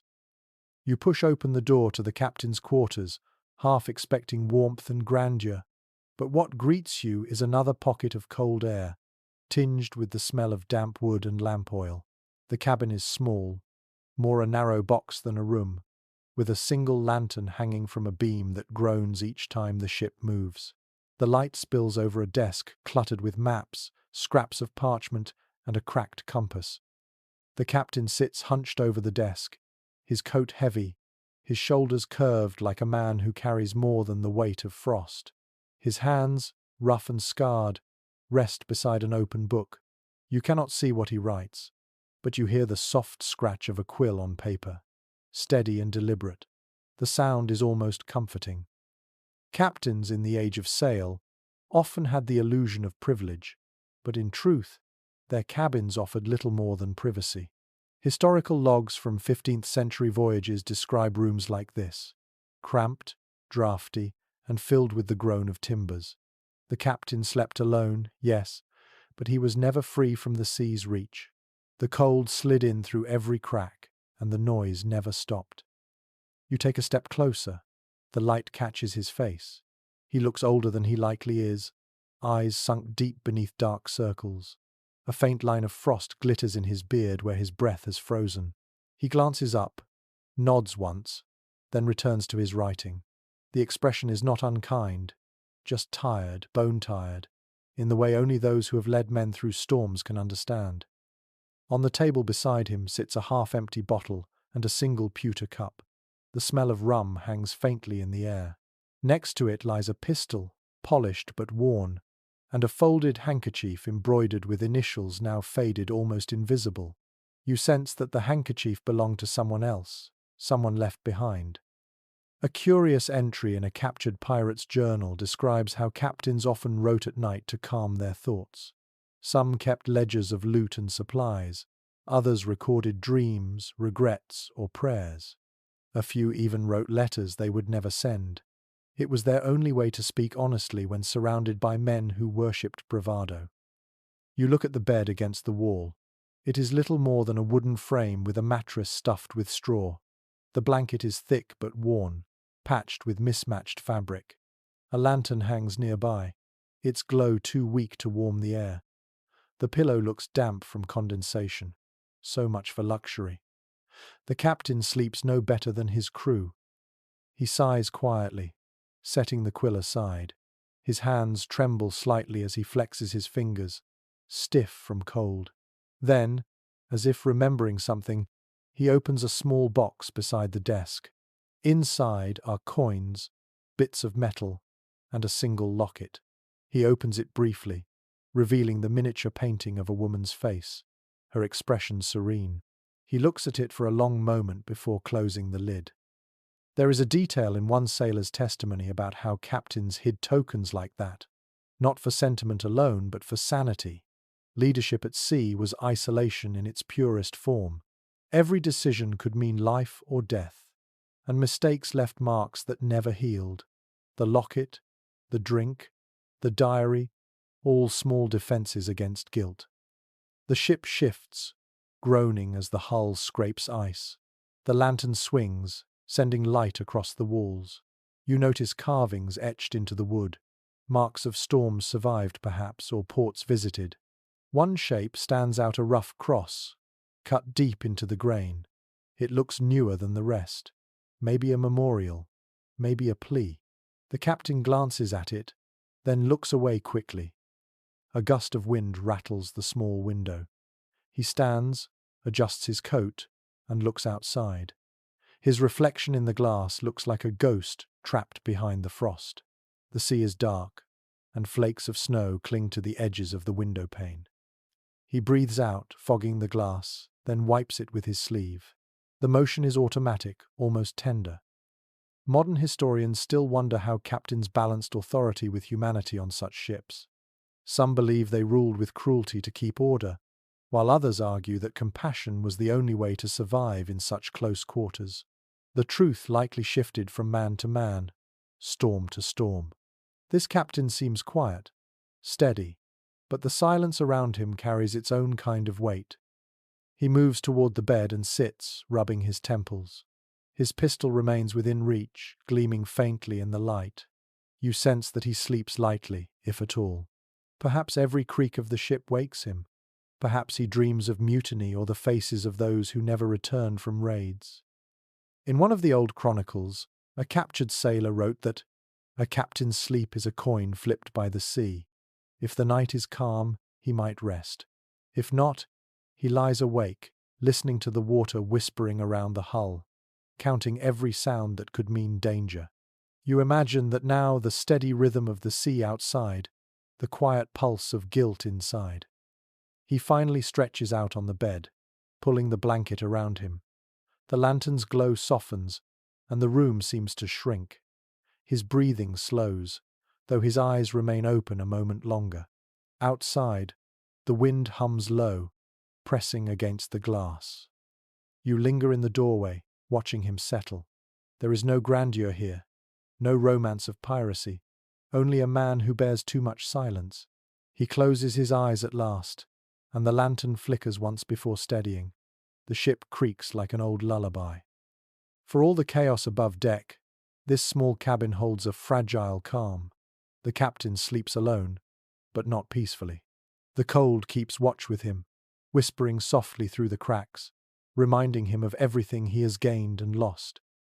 Night falls again, thick and silent. The lanterns on deck burn low, their light rippling across the wet wood like trembling stars. You move slowly through the corridor toward the crew's quarters. The air feels heavier than before, charged with something unspoken. Down here, sleep no longer comes easily. The cold has crept into their tempers. The men lie in their hammocks, faces half hidden in the dim light. A few whisper to each other, voices sharp and hurried. Others stare upward at the beams, eyes wide open. The ship groans softly, a sound that might be mistaken for breathing. Somewhere, a bottle rolls and clinks. Someone curses under their breath. From countless old ship logs, we know that tension thrived on long voyages. Hunger, frost, exhaustion, and fear built slowly until they burst. Pirates were no exception. They lacked the discipline of navies, but they understood anger all too well. When warmth and food ran thin, words became weapons. You move closer to one cluster of hammocks where 3 men are speaking in low tones. Their voices are thick with drink and resentment. He keeps the best rations for himself, one says. The captain eats soft bread while we chew salt. Another mutters something about the sick being thrown overboard too soon. Their words coil through the air like smoke, quiet but poisonous. A small detail found in an intercepted pirate letter mentions that captains often slept with weapons close at hand, not because of battles at sea but because of mutiny in the dark. Men driven by cold and hunger could forget loyalty in a heartbeat. You look at these faces and wonder which ones are still loyal and which ones are already plotting. A sudden thud echoes from the far corner as a man drops from his hammock. He sways slightly before standing. His eyes glint in the half-light. "Keep your mouth shut," he growls. No one answers. The tension thickens. You feel it settle on your skin like frost. Modern scholars who study maritime life still argue about what truly fueled mutinies. Some say greed for loot, others insist it was despair. But here, in the biting cold of endless nights, despair feels like the more dangerous enemy. Greed needs planning. Misery needs only silence. The standing pirate finally moves away, his footsteps heavy on the boards. The others watch him leave, saying nothing. Then one whispers, "He'll snap soon." They share a short laugh, the kind that carries no humor. You realize they all fear each other now. Sleep has turned from refuge to risk. The lantern flickers, making shadows lurch across the walls. The ship sways gently, but the mood inside stays sharp and brittle. Even the cat, curled in a corner, keeps its eyes open. Its ears twitch with every sound. The men try to settle again, pulling blankets tighter, turning their backs to one another. A curious fact from a 15th century trial record describes a mutiny that began over a blanket. One man took another's during a freezing night. By morning, blood stained the deck. The court called it madness born of cold. Reading that, you understand how easily these nights could end the same way. You glance at one pirate near the door. He holds a knife, not drawn but ready. His hand rests lightly on the hilt even as his eyes close. Around him, others shift uneasily, pretending not to notice.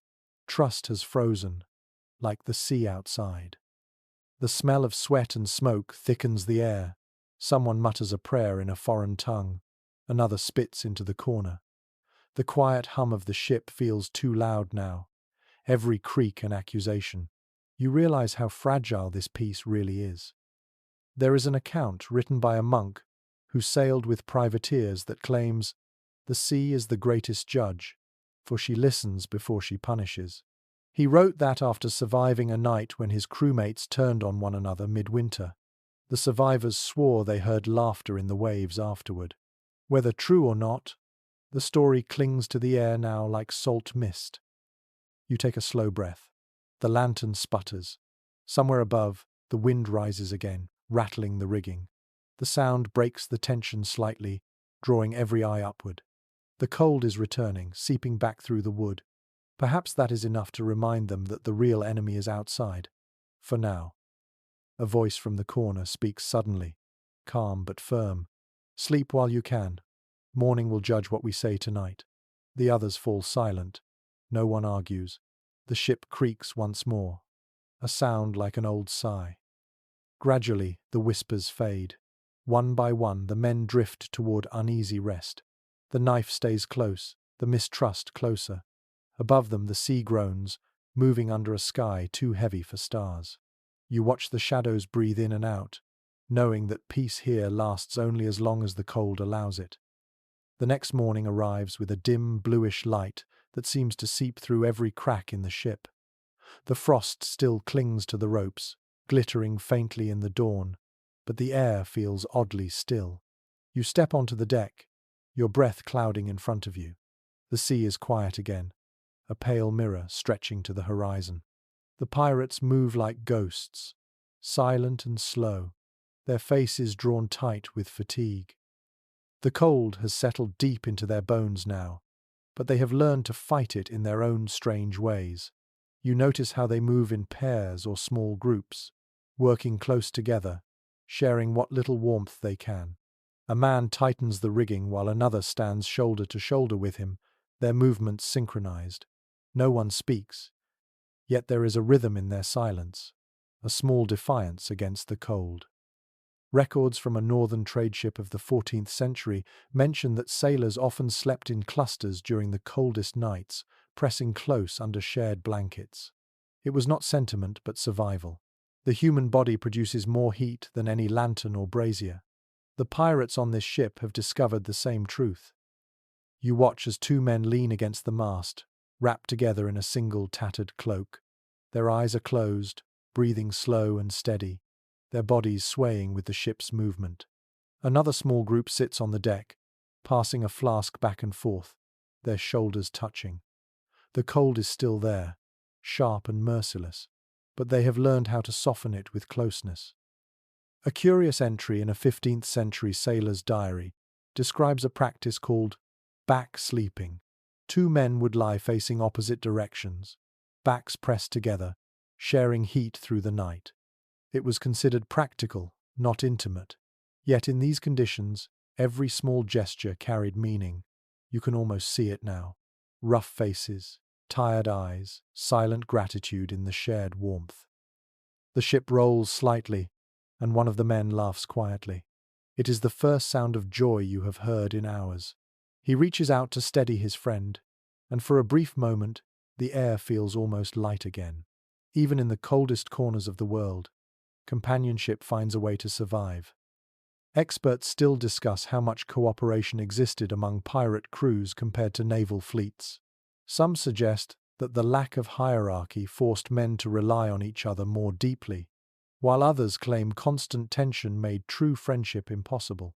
Watching them now, you can tell that both ideas hold some truth. The sea teaches cooperation, but it never forgets danger. You walk toward the bow, where a young pirate sits cross-legged beside a small wooden box.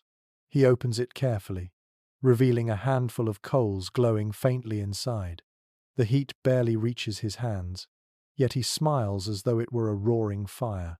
Two others kneel beside him, holding their palms close. Their breath fogs the air, their faces lit by the faint red glow. One of them hums an old tune. You remember reading that some crews passed small ember boxes like this between shifts. The coals would be covered in ash and carried from man to man, a fragile gift of warmth.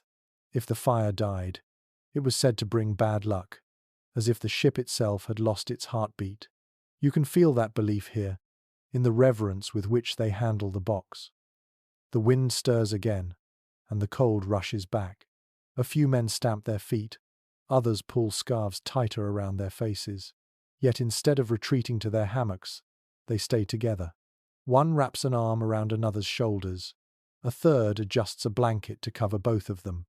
These small acts repeat across the deck like quiet prayers.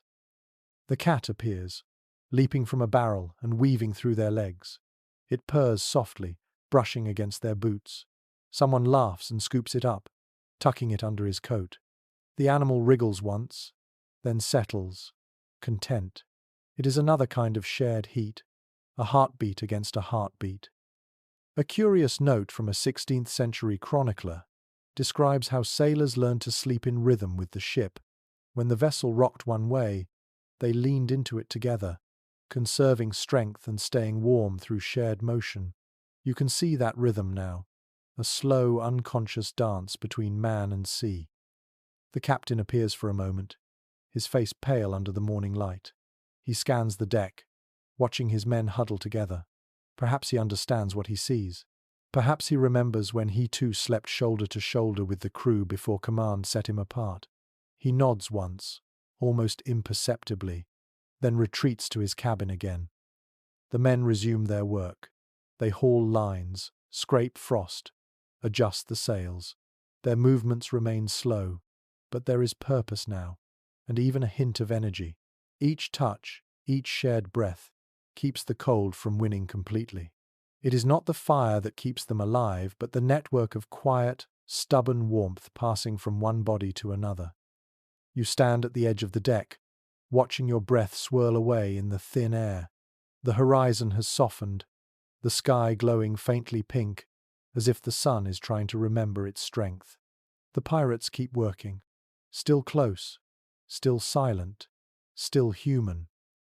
As the wind rises again, the ship seems to groan in approval, its old bones creaking beneath their feet. Together, they push through another morning. No warmth lasts forever here, but for now, it is enough. The shared heat, the small laughter, the steady rhythm of hands working in unison, all of it reminds you that survival, even in the cruelest cold, is rarely a solitary thing. The night deepens, and with it, the sea becomes a vast mirror of ink. The ship drifts quietly through the dark, its sails heavy with frost. You can hear the slow groan of wood and the hiss of water along the hull. The cold presses close, but the stillness is heavier than the temperature. It is the kind of silence that invites imagination. The men whisper softly, their words barely reaching beyond their hammocks. Every sound feels amplified here, the rattle of a chain, the sigh of the wind, a cough that echoes too long. Someone mutters about the sky, about how the stars look too bright tonight, how they shine like eyes watching from above. The others shush him quickly. No one likes that kind of talk when the sea listens so closely. Old maritime folklore describes how sailors filled the darkness with stories. It kept the fear from growing too large. Superstition was their armor, and the night was always full of omens. You can almost hear the stories now, whispered in voices rough from rum and cold. Ghost ships that sail without crew, mermaids that hum to lure men overboard. A shadow that walks the deck before death visits the next dawn. A curious note in a medieval sea journal tells of pirates who refused to whistle after sunset, believing it would summon storms. Another record mentions that no one dared to point at the moon while at sea, for fear of drawing bad luck. You watch as one man looks up, but quickly lowers his gaze, pretending he was never staring. The fear is not loud here, but it is deep, woven into habit. The cat lifts its head from the captain's chair, eyes glowing faintly in the dim light. A few of the men nod to it, as though acknowledging a silent guardian. For all their roughness, they cling to signs of protection wherever they can find them, a bit of faith against a world that offers none. The ship creaks again, and someone whispers a prayer, not to God, but to the sea itself. "Be kind tonight," he says quietly. No one mocks him. Every man here understands the sentiment. Historians often write about the violence of pirates, but they rarely mention their fear of the supernatural. For men who lived without certainty, the boundary between life and myth was thin. Some believed the sea had moods, that it could love or hate them depending on how they behaved. You can almost feel that belief pulsing through the planks beneath your feet. A faint light flickers outside the port window, distant but moving. The men notice it too. One sits up, squinting. "Ship," he says under his breath. Another shakes his head. "Too small." The light drifts closer, then vanishes completely. A ripple of unease runs through the room. Someone mutters that it was a lantern carried by spirits, a sign that another soul will be taken before morning. In an old chronicle of Baltic sailors, there is mention of the dead lantern, a flicker of light said to appear before a death at sea. Some swore it was the reflection of street, Elmo's fire, a natural glow born of electricity. Others said it was something older, a messenger from the deep. Scientists today speak of plasma, of physics and ionized air. But standing here, surrounded by anxious faces, the explanation feels less comforting than the legend. One man rises from his hammock and spits on the floor, a ritual meant to break bad luck. Another scratches across into the wood with a knife tip. The sound of the blade is sharp and final. They settle again, though none truly relax. Their breaths rise in small clouds, steady but too fast. You look up at the ceiling, where the lantern's flame trembles with every movement of the ship. Shadows ripple across the beams like waves. The pirates watch them too, as if half expecting one to move differently, to separate and take shape. A detail from an early navigator's logbook describes how men sometimes heard voices during the stillest nights, whispers woven into the sound of the wind. Some believed they were lost sailors calling for help. Others said it was the sea repeating every word ever spoken aboard her. You pause now, listening. The wind slides through the cracks, and for a moment you think you hear something softer beneath it, like the murmur of words in another language.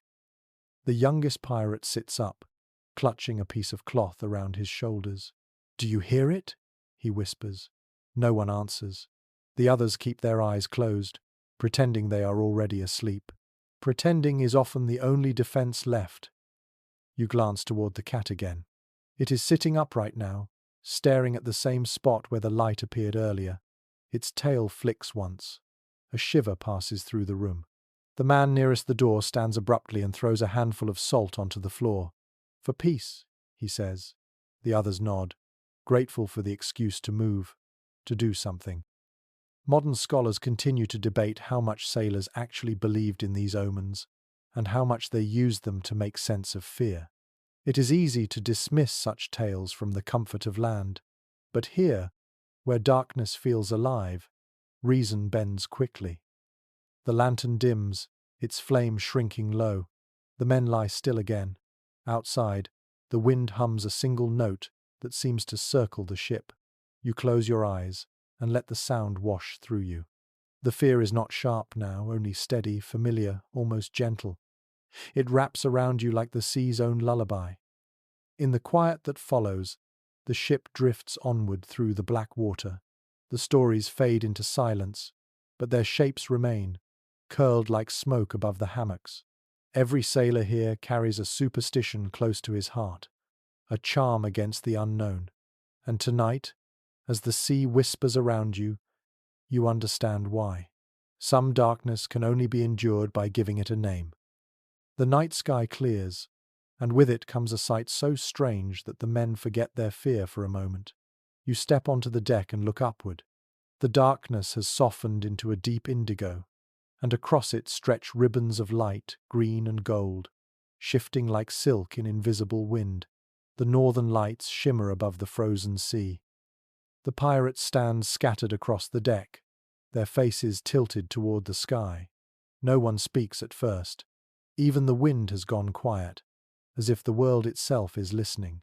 The lights ripple and twist, reflecting off the ice floating beside the ship. For a moment, the entire vessel seems to glow.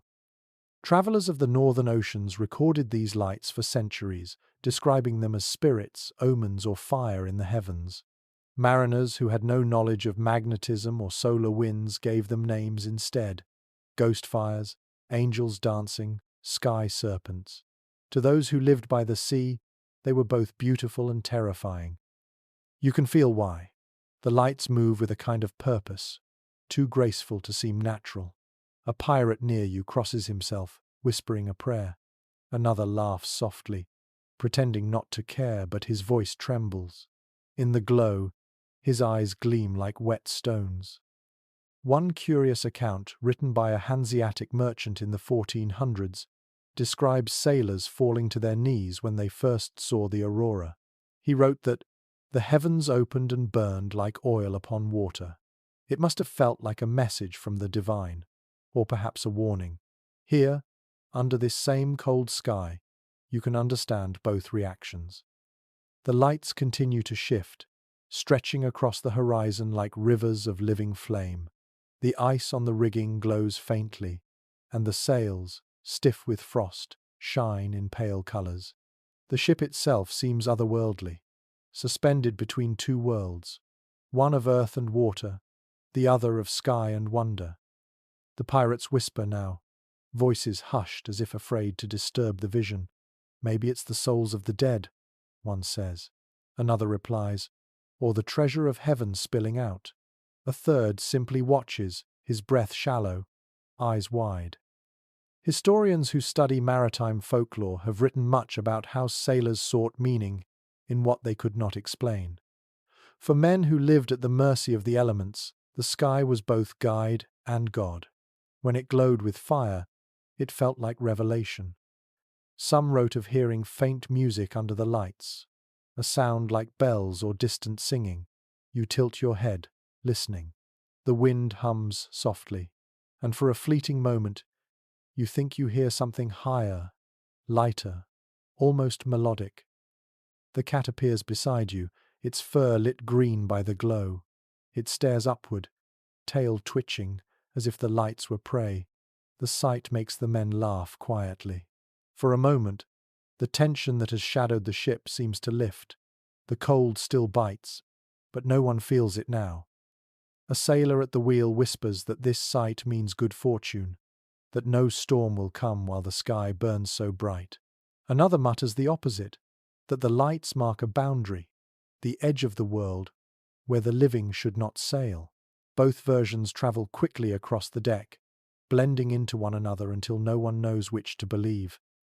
A scholar of seafaring customs once suggested that belief itself was the only real protection sailors had. The lights could mean blessing or curse, but either way, they reminded men that the universe noticed them, that their small lives floated within something vast and alive. Watching now, you understand that sentiment completely. The lights begin to fade, their colors softening into white. The men sigh as if waking from a dream. One spits into the sea for luck. Another raises his flask. murmuring something about a drink for the angels. The air feels lighter, though colder, and their movements become slower again, as though reluctant to leave the magic behind. The captain steps from his cabin, his coat heavy with frost. He looks at the sky for a long moment, then turns to his men. "Enjoy it," he says quietly. "It will not last."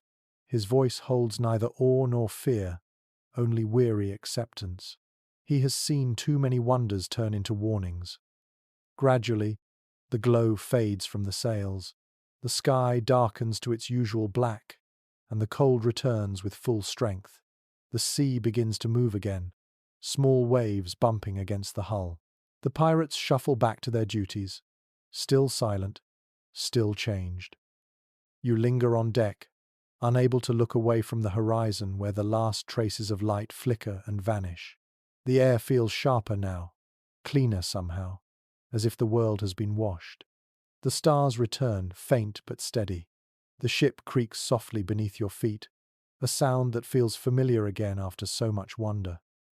Below, the men will tell stories about this night for years. Some will say the lights were spirits guiding them through the ice. Others will claim they saw shapes in the glow faces, wings, cities of fire. Each version will carry a piece of truth, because what they felt was real, even if the cause remains mystery. You close your eyes and breathe in the frozen air. The memory of that color lingers behind your eyelids, bright and alive. The sea sighs softly against the hull. Above, the last spark of green fades into the stars, and the world returns to darkness. But for a little while, the pirates of this frozen ship have seen heaven touch the earth, and the sea for once feels almost kind. The sky is dark again, and the wonder of the lights has faded into the memory of cold work.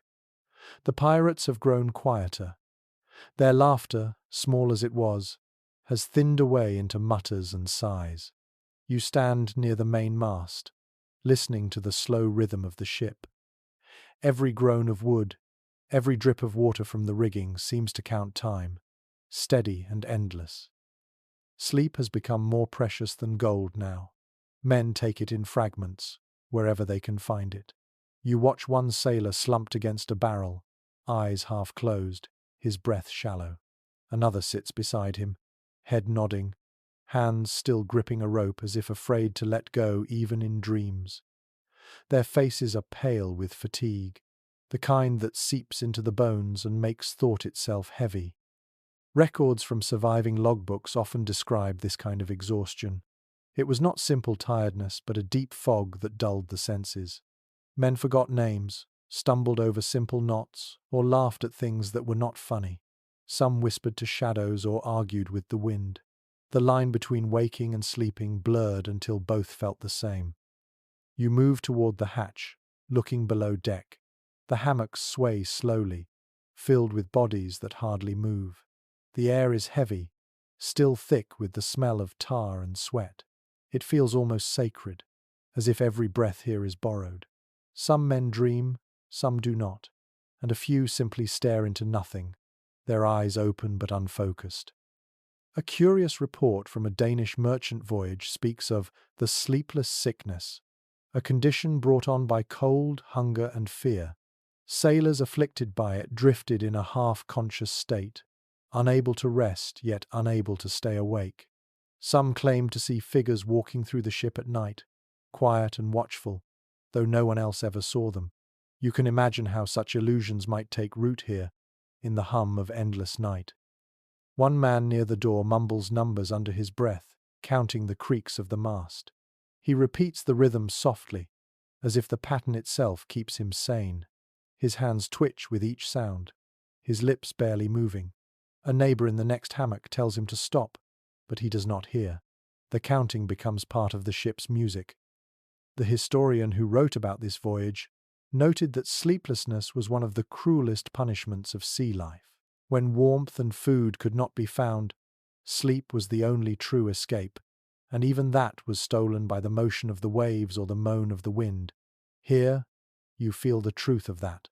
Each man seems caught between two worlds, neither resting nor living fully. The lanterns burn lower, the light fading into a soft orange glow. The shadows stretch across the beams, long and thin. A few men toss in their hammocks, their faces twitching as dreams flicker behind their eyes. You wonder what they see. Perhaps the shore, perhaps the faces of those they left behind. Or maybe nothing at all, just the colour of the sea pressed against the lids. A note from a 15th century surgeon's journal tells of sailors who dreamed only in shades of grey after months at sea. The endless water dulled their imagination. The same rhythm, the same sound, even in sleep. You feel that monotony here now, the slow erosion of colour from the mind. One man wakes suddenly, gasping. He sits up and grabs his chest.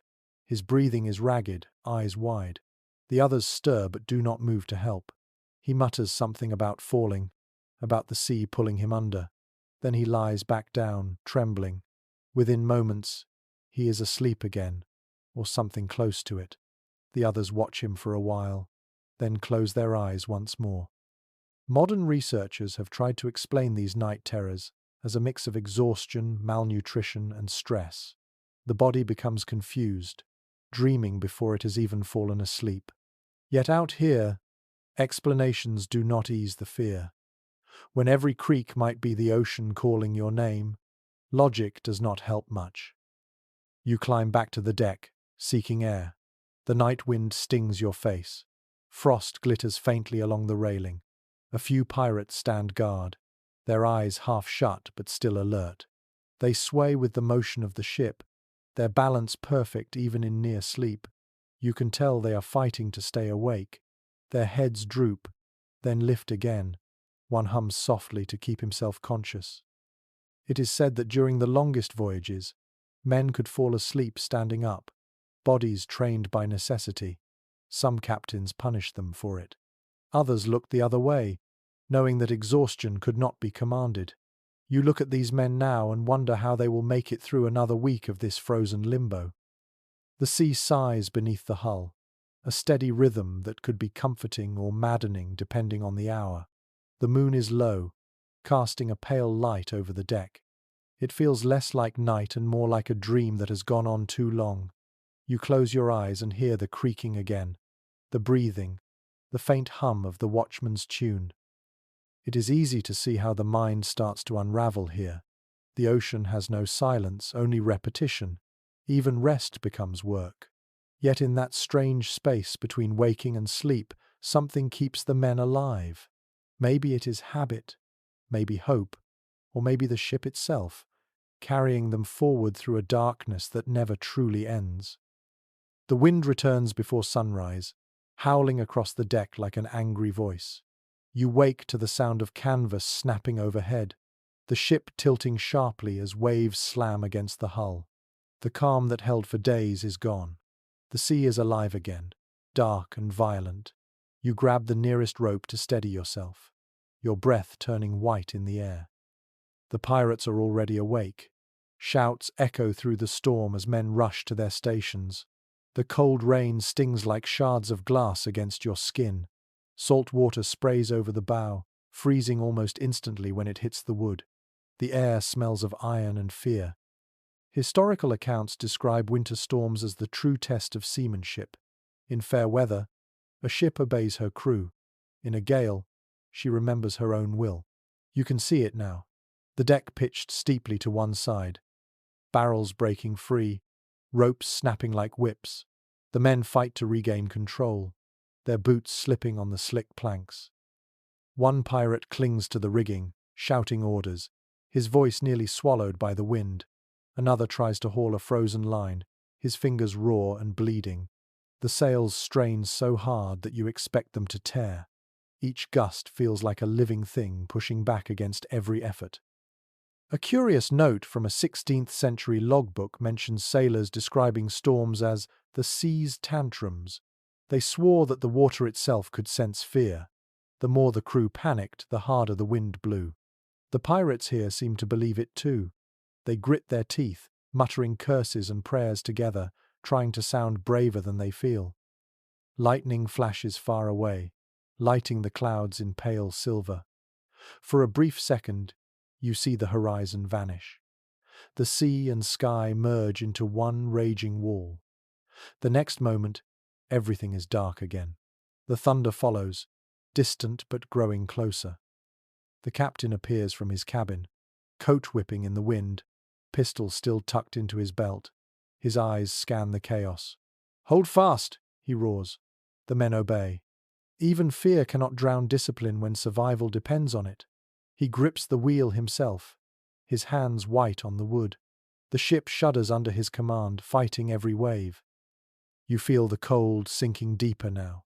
The rain turns to sleet, each drop a needle on your face. The ropes are stiff, the sails heavy. One man slips and crashes into the mast, groaning as others pull him to his feet. No one stops working. Pain has no time here. A fascinating entry from an old chronicler tells how sailors during northern winters sometimes used whale oil to coat their hands before storms, hoping it would keep the frost from cracking their skin. The smell was vile, but it worked. You can almost imagine it now. The greasy texture mixed with salt and blood, helping them cling to life a few minutes longer. The sea rises again, lifting the ship high before slamming it down. The sound of the impact rattles through your bones. The lanterns flicker violently, throwing light across terrified faces. You hear someone laughing, sharp and wild. It is the kind of laughter that comes from men who have accepted that control is an illusion. One of the pirates shouts over the wind, "She's testing us!" Another spits into the storm, answering, "Then let her test." The others cheer weakly, their voices blending with the thunder. Defiance becomes warmth when there is nothing else to hold. Experts today still argue about how such ships survived winter storms without modern tools. Some credit experience, others luck. Perhaps it was both. The wood bends, but does not break. The ropes hold, though they creak like bones. The crew moves as one body, each motion a prayer that the next wave will not be the last. You crawl toward the rail and peer into the black water below. The waves glow faintly where lightning reflects off their edges. The sight is beautiful and horrifying at once. The ocean looks endless, alive, and hungry. You feel a strange calm settle over you, a surrender that comes from realizing how small you truly are. The storm rages on. The captain grips the wheel, his voice hoarse from shouting. The men haul lines, bail water, patch tiers. Hours blur together. The world has shrunk to the ship and the wind and the endless rhythm of survival. Each second feels stretched, heavy with meaning. Then, without warning, the thunder stops. The wind weakens. The sea exhales, still restless but no longer furious. The ship drifts slowly, battered but upright. The men slump where they stand, too tired to cheer. One sits against the mast, head bowed, his hands shaking. Another wipes his face and mutters a thank you to whatever power he still believes in. A single ray of pale light breaks through the clouds. It touches the deck, the ropes, the bruised faces of the crew. The pirates look up, their expressions blank, too weary for relief. The storm has passed, but it has taken something with it. You can feel the emptiness it leaves behind, like the silence after shouting. You breathe deeply, the air sharp in your lungs. The cold feels different now, less cruel, more real. Around you, the men begin to move again, checking damage, tying knots, scraping ice from the rails. They do not speak of fear or luck. They simply return to their rhythm. The sea has tested them, and for tonight, they are still here. Morning arrives without color. The world is a blur of grey, and the air feels as still as glass. The storm has ended, but what it left behind is worse in its own quiet way. The cold has deepened, sharp enough to sting the lungs with every breath. You step onto the deck, your boots crunching on a crust of frozen salt. The sea around the ship has slowed, thickened, and now floats with patches of ice drifting close together like cracked mirrors. The sails hang limp and heavy, glazed with frost. Each rope glitters faintly, stiff and unmoving. The pirates move carefully, their steps cautious. No one speaks much. The ship seems suspended between motion and stillness, alive but trapped in a world turned white. A record from a 15th century expedition describes mornings like this as waking inside a frozen breath. The sea stopped feeling like water. The sound of waves softened until it became a muffled hum, as if the ocean had gone to sleep. You feel that now. The air is thick with silence. Even the wind seems afraid to stir. One of the men leans over the rail and stares into the icy water. Sheets of thin ice bump against the hull with a hollow, ringing sound. He reaches out with a pole and pushes them away, but more drift in from the horizon. Another man joins him, muttering about how the sea looks like a graveyard. No one laughs. The frost has claimed everything. The deck glows faintly under the weak light, each board glistening like marble. When you touch the rail, it burns your skin with cold. The pirates pull scarves higher over their faces, their beards crusted white. Even their breath freezes briefly before fading into the air. A small but telling detail from one explorer's account notes that when the cold reached this point, ships began to grow quiet, not only because of weather, but because sound itself dulled. The cold thickened the air, swallowing noise. The usual creaks and groans of the vessel softened into whispers. You listen carefully now. The ship still moves, but its voice has changed, gentler, subdued. Below deck, the air is warmer but foul. The pirates huddle in layers of wool and canvas, some sleeping, some just staring into space. The lanterns barely hold their flame, their light dim and steady. The heat from the coals does little against the creeping frost along the walls. When one man exhales, you can see his breath drift upward like a ghost. Historians often write of this part of a voyage as the hardest, the stillness after the storm. The adrenaline fades, leaving only exhaustion and cold. There are no fires to tend, no winds to fight, only waiting. And waiting, at sea, is the cruelest labor of all. You climb back to the deck, where a few men chip at the ice gathering along the rail. Their movements are slow and rhythmic. One taps with a hammer, another scrapes with a blade. The sound carries faintly, echoing through the still air. It feels like working inside a frozen cathedral. A curious tradition from Scandinavian sailors claimed that whistling could wake the wind. Crews stuck in frozen calm would whistle softly together, believing that the sound called the sea back to life. One of the pirates begins to do it now, a thin, shaky tune. Another joins in, then another, until a faint chorus drifts across the deck. The sound feels fragile but defiant. The sky brightens slightly, and the faintest hint of sun appears, a pale circle without warmth. The light reflects off the ice, flooding the ship in a soft white glow. It is beautiful, almost holy, and yet there is danger in it. The pirates shield their eyes as the brightness bounces from the frozen sea. For a moment, the world feels too bright to be real. A sailor drops his hammer suddenly. The noise echoes like a gunshot. Everyone turns to look. The man stares at his hands red and stiff. Frostbite has taken hold, spreading pale patches across his fingers. Another man helps him wrap them in cloth, rubbing gently. No one speaks. Pain has become a private matter here. Experts still debate how crews in medieval winters managed injuries like these without proper medicine. Some records describe heated stones pressed against the skin. Others mention wrapping hands in animal fat to keep blood flowing. The pirates here likely know a few of these tricks. Survival leaves little room for hesitation. The ship creaks again as a sheet of ice slides against its side. The sound is deep and slow, like the groan of something ancient. You look out over the horizon, where the sea has turned white. The ice spreads endlessly, glinting in the light. It feels as if the world itself has stopped breathing. One of the pirates murmurs that they have entered a place where time does not move. Another spits and says it is just the sea sleeping.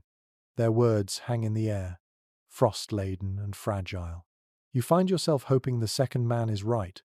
A detail from a medieval poem about northern sailors reads, "The sea lay still as thought, and our hearts froze with it." Standing here now, you understand what that means. The stillness is more frightening than the storm. There is no motion, no sound, only the vast white emptiness that swallows all sense of direction. You close your eyes for a moment, listening. The ice crackles faintly, the ship sighs, and the men's breathing blends into the sound. The sea, though frozen, still lives beneath it all, patient and waiting, and you realize that even in silence it is never truly still. The cold only hides the movement until it chooses to wake again. The ice thickens as the day drags on. The ship pushes forward inch by inch, its hull grinding against the frozen surface.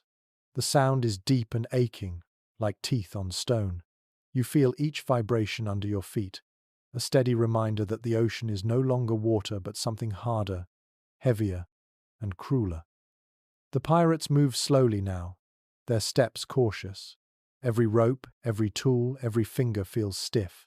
Even speech seems to take effort. The air is so cold that words turn to mist before they are finished. You can see breath hanging between them, like pale smoke. Near the bow, two men pry open a storage chest, their movements sluggish. Inside are pieces of loot wrapped in cloth, silver cups, coins, a gold chain tangled with bits of rope. They stare at the treasure for a moment, then close the lid without touching it. The gold looks strange in this light, pale and lifeless. Old chronicles from northern expeditions record similar moments, when wealth lost its meaning. Men who once killed for coins would trade all of it for a handful of warmth. One sailor wrote, "The ice made fools of us. For what use is gold when the fingers that hold it are frozen?" You see that truth written in the pirate's eyes. A curious entry from a captured ship's ledger tells of pirates hiding their loot inside barrels of salted meat to keep it from freezing and splitting. When they opened the barrels weeks later, the coins had turned black from the salt. The crew threw most of it overboard, disgusted. Treasure, after all, cannot feed or warm you. The pirates gather near the main mast where a small fire glows inside an iron bowl. The flame burns low and blue, fed by scraps of tar and broken wood. They hold their hands over it, silent. The light glints off their faces, off the dull metal trinkets they wear, and for a moment, the fire's flicker looks like reflected gold. One of them laughs softly, though it is not a cheerful sound. "All the riches in the world," he says, "and we're burning bits of our own ship." The others chuckle weakly, nodding. The joke tastes bitter in the cold air. Historians who study piracy in the North Atlantic often note that greed did not vanish in winter. It simply changed form. When survival became the only currency, warmth was worth more than silver, and a piece of bread carried the weight of a king's ransom. You can feel that inversion here, in the way the men guard the fire more fiercely than the gold below deck. The ice scrapes louder against the hull, a sound that makes everyone flinch. The captain appears, his coat lined with frost, his expression grim. "She's slowing," he says, his voice barely above a whisper. The crew looks out toward the horizon, where sheets of ice stretch as far as the eye can see. Some are jagged like broken glass, others smooth as polished stone. The path forward is vanishing. A strange practice from a 15th century whaling crew is mentioned in a surviving diary. To keep hope alive, men would toss a single coin into the ice and make a wish for thaw. It was a ritual of faith more than logic. One of the pirates does something similar now. He pulls a small coin from his pocket, kisses it, and throws it into the frozen water. It skitters across the surface, ringing faintly before disappearing into a crack. No one mocks him. They all watch until the sound fades. The wind shifts, carrying the faint scent of salt and smoke.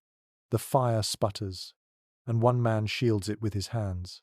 Another wraps his cloak tighter and mutters, "The sea takes what it gave." His words feel heavy, a truth no one wants to face aloud. Experts continue to argue whether pirates sailing northern routes ever lost entire ships to the ice, as Arctic explorers later did. Evidence is scarce, but the legends say yes. They speak of vessels found years later, trapped in solid ice, their decks coated in frost, their crews still aboard, preserved like statues. Looking around this ship, you can almost believe it could happen tonight. The cat pads across the deck, pausing near the fire. It curls beside the iron bowl, tail twitching slowly. The men watch it, some smiling faintly. Its fur catches the light, gleaming like warm ash. In this frozen world, even that small movement feels alive, a sign that something still resists the cold.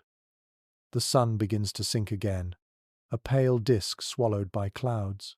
The light fades quickly, leaving behind a strange glow that reflects from the ice. The ship looks ghostly now, floating in a world of silver and grey. The air grows quieter, the sound of grinding ice slowing to an occasional groan. One pirate holds out his hand, catching flakes of snow. "Looks like ash," he says softly. Another nods. "Maybe it is." The words drift away before anyone can answer. You look down at your boots, half buried in frost, and realize how small your movements have become.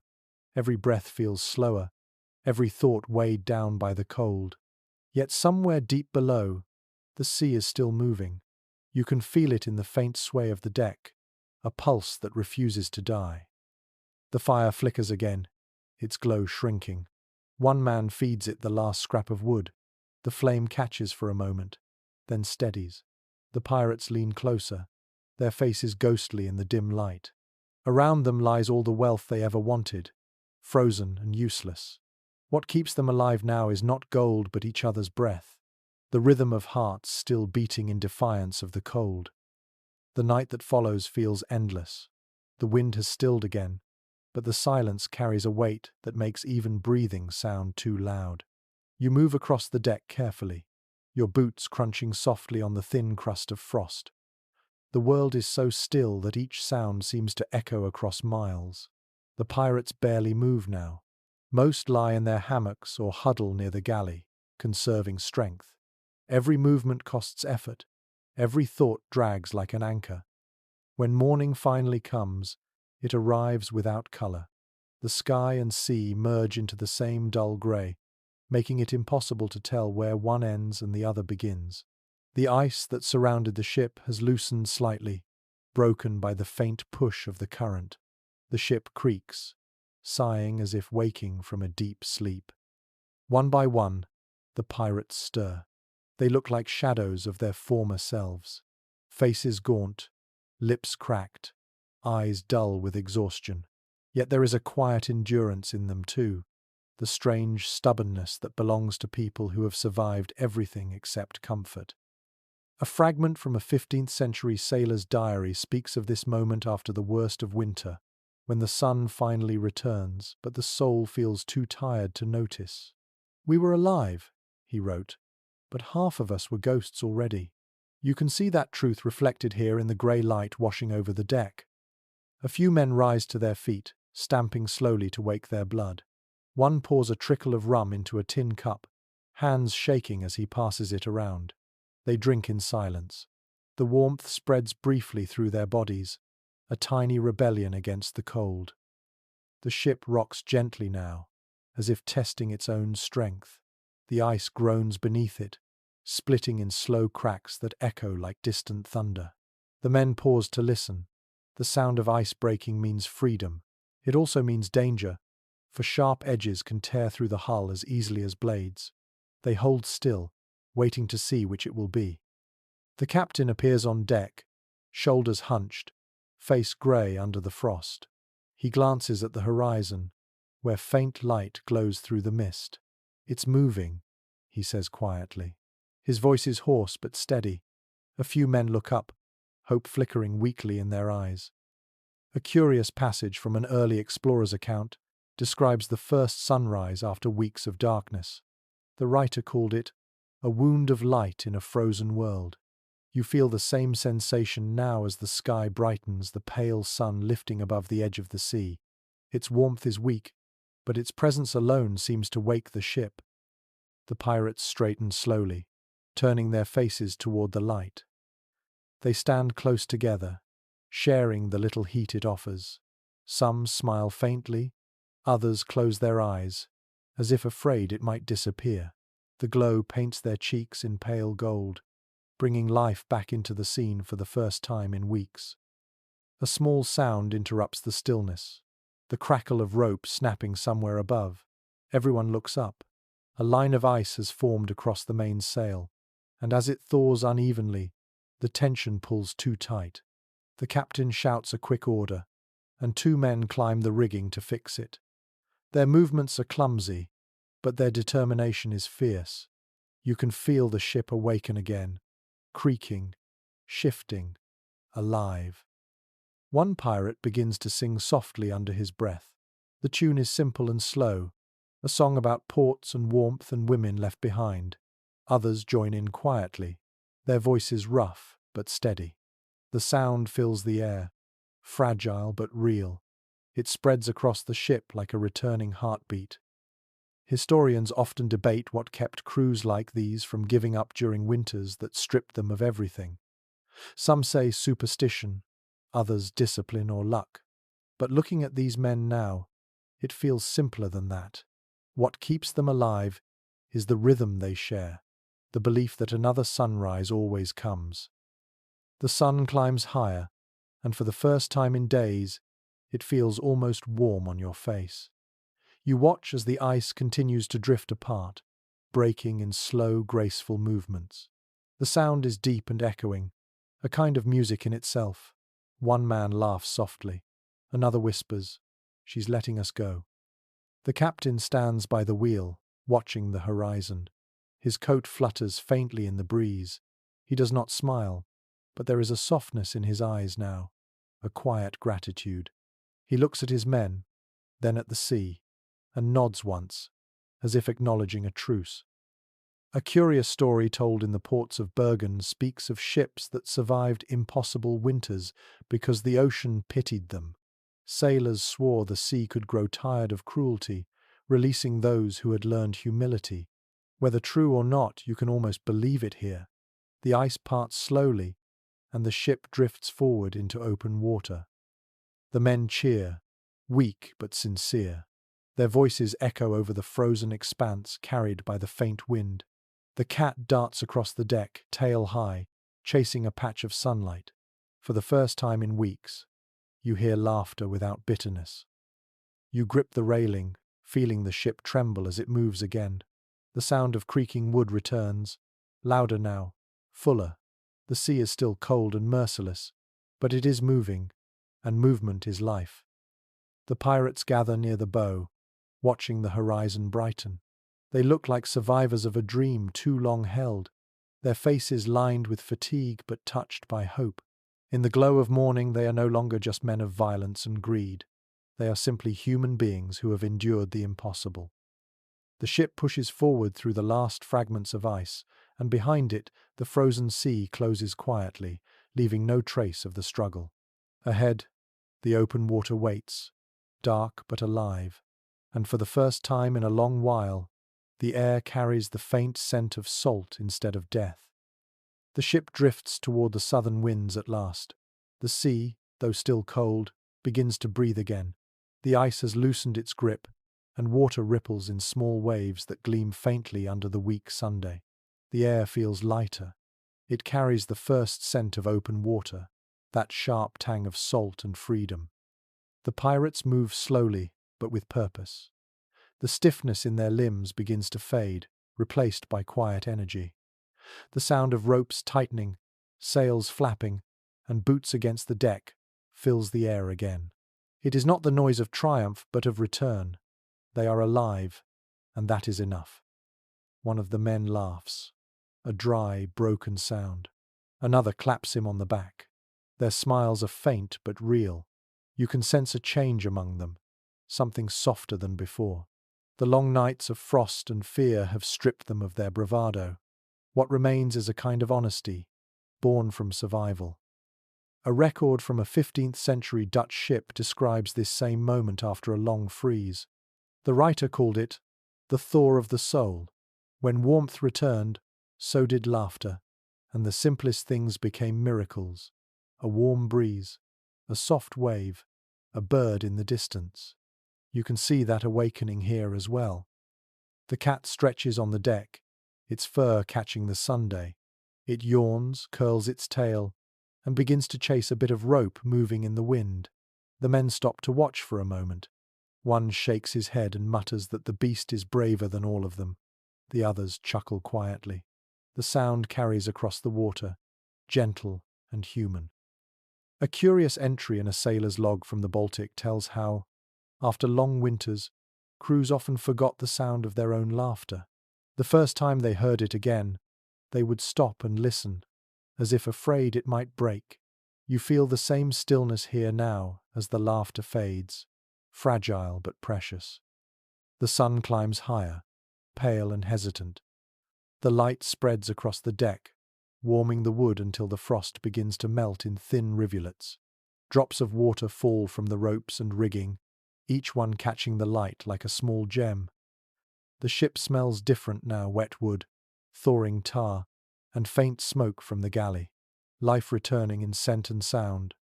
Historians still question how pirate crews handled the first days after surviving such hardship. Some believe they celebrated wildly at the next port, drowning fear in drink and noise. Others think they grew quiet, unwilling to break the spell of survival.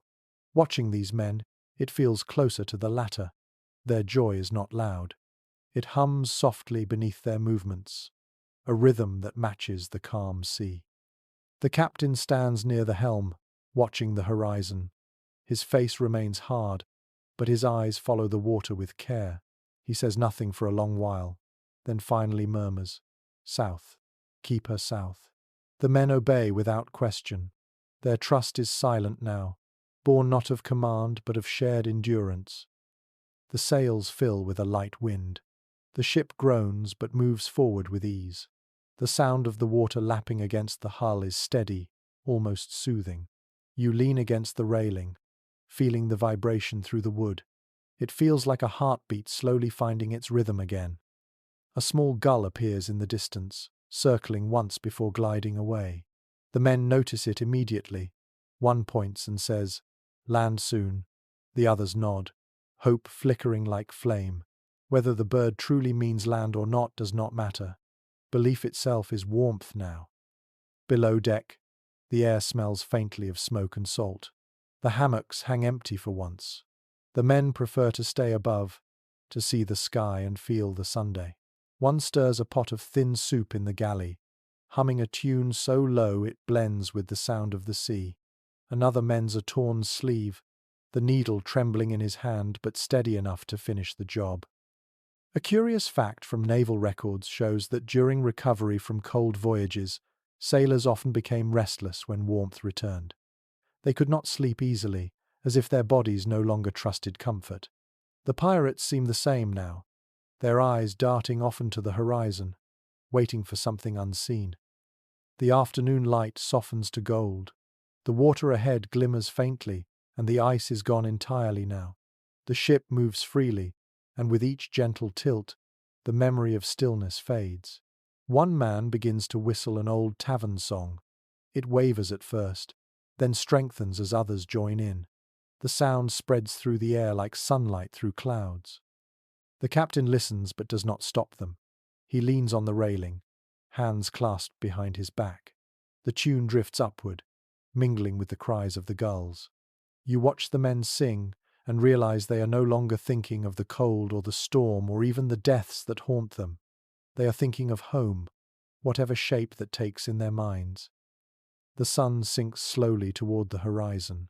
The sky blushes with faint pink and orange, colors that have not been seen in weeks.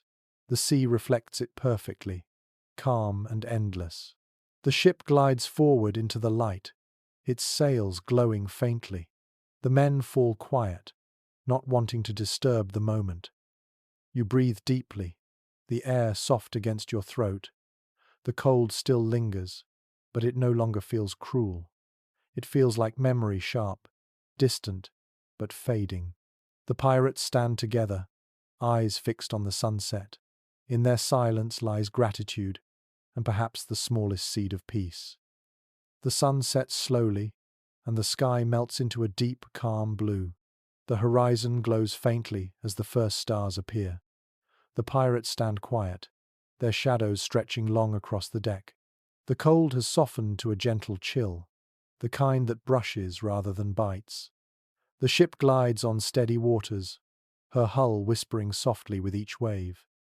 You move along the deck, taking in the scene. The men are still, not from fatigue but from reflection. Some lean against the railing, watching the sea. Others sit cross-legged near the mast, heads tilted back to study the stars.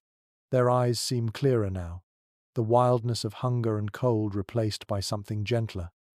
Historical accounts often describe how sailors changed after surviving winter seas. They grew quiet, superstitious still, but also tender in strange ways. Men who once cursed freely began to hum old songs, carve bits of wood, or keep journals they could barely write. Perhaps survival teaches reverence. The cat sits on a coil of rope, its fur gleaming in the moonlight. It cleans its paws slowly, indifferent to the world. The men take comfort in its calm. One scratches its back with the tip of a finger, smiling faintly. The small sound of purring fills the still air like a reminder that life continues, no matter how much the sea has taken. Below deck, the lanterns burn brighter tonight. The men have lit more than usual, as if defying the darkness. The light flickers on the walls, turning the wood to gold. You walk through the narrow passage, past hammocks swinging gently. The smell of smoke and salt still lingers, but it feels different now. It smells like warmth instead of confinement. A few men sit together near the galley, sipping from shared cups. The cook hums while stirring a pot of thin stew. Steam curls upward, ghost-like, catching the glow of the lantern. It is not a feast, but it is warm, and that alone feels like wealth. One man lifts his bowl and toasts softly. To the ones who did not freeze, the others echo him quietly. There are no speeches, no boasts, just acknowledgement. You return to the deck. The sea is calm, so calm that it reflects the stars like polished glass. The air feels clean, untouched. You breathe it in deeply, and for a moment, the world seems to hold its breath with you. A faint mist gathers on the horizon, glowing faintly under the moon. The pirates notice it too. Fog, one whispers. Another shakes his head. Not fog, ghost light. They stare for a moment longer, then smile faintly, each interpreting it as they wish.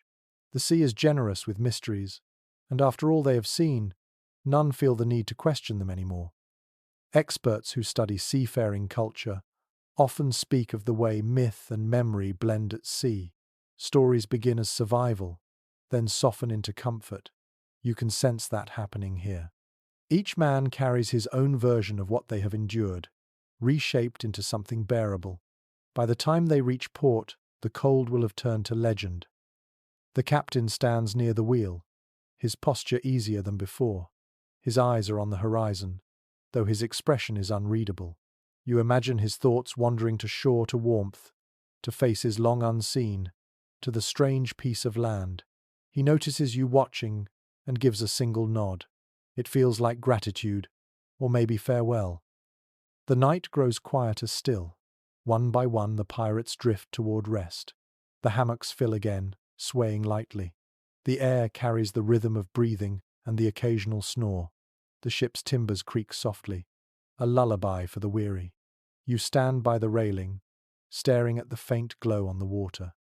The fog thickens, wrapping the ship in silver. The sea murmurs, gentle and endless. The sound is not threatening now, but soothing, like the world whispering a secret you almost understand.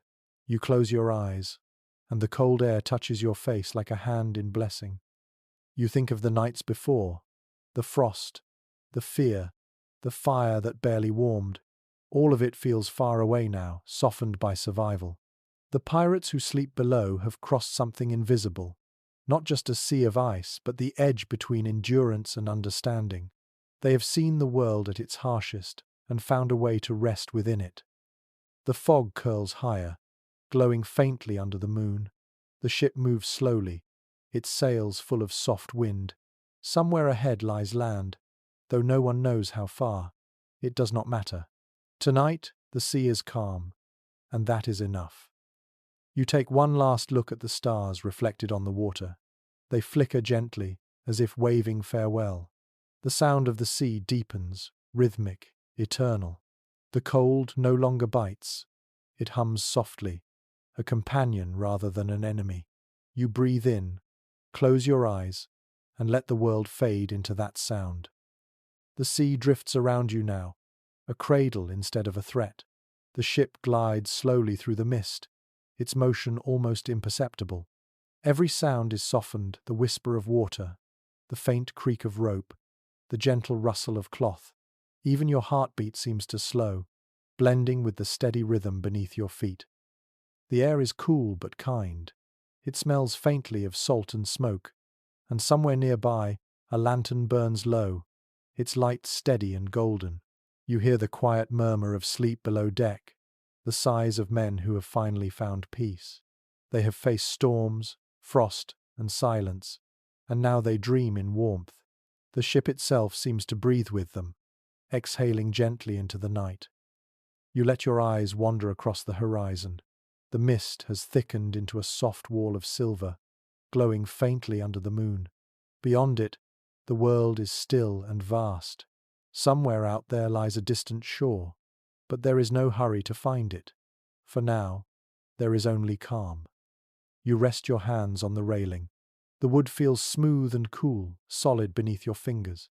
The ship rocks gently, each movement slower than the last. The stars shimmer above, mirrored perfectly in the quiet water below. Everything has come full circle. You inhale once more, deeply, and let the air settle inside you. The cold that once hurt now soothes. The dark that once threatened now comforts. The ocean hums its lullaby, steady and endless, and you realize that even here, in this frozen corner of the world, there has always been warmth waiting to be found. Sleep comes easily now,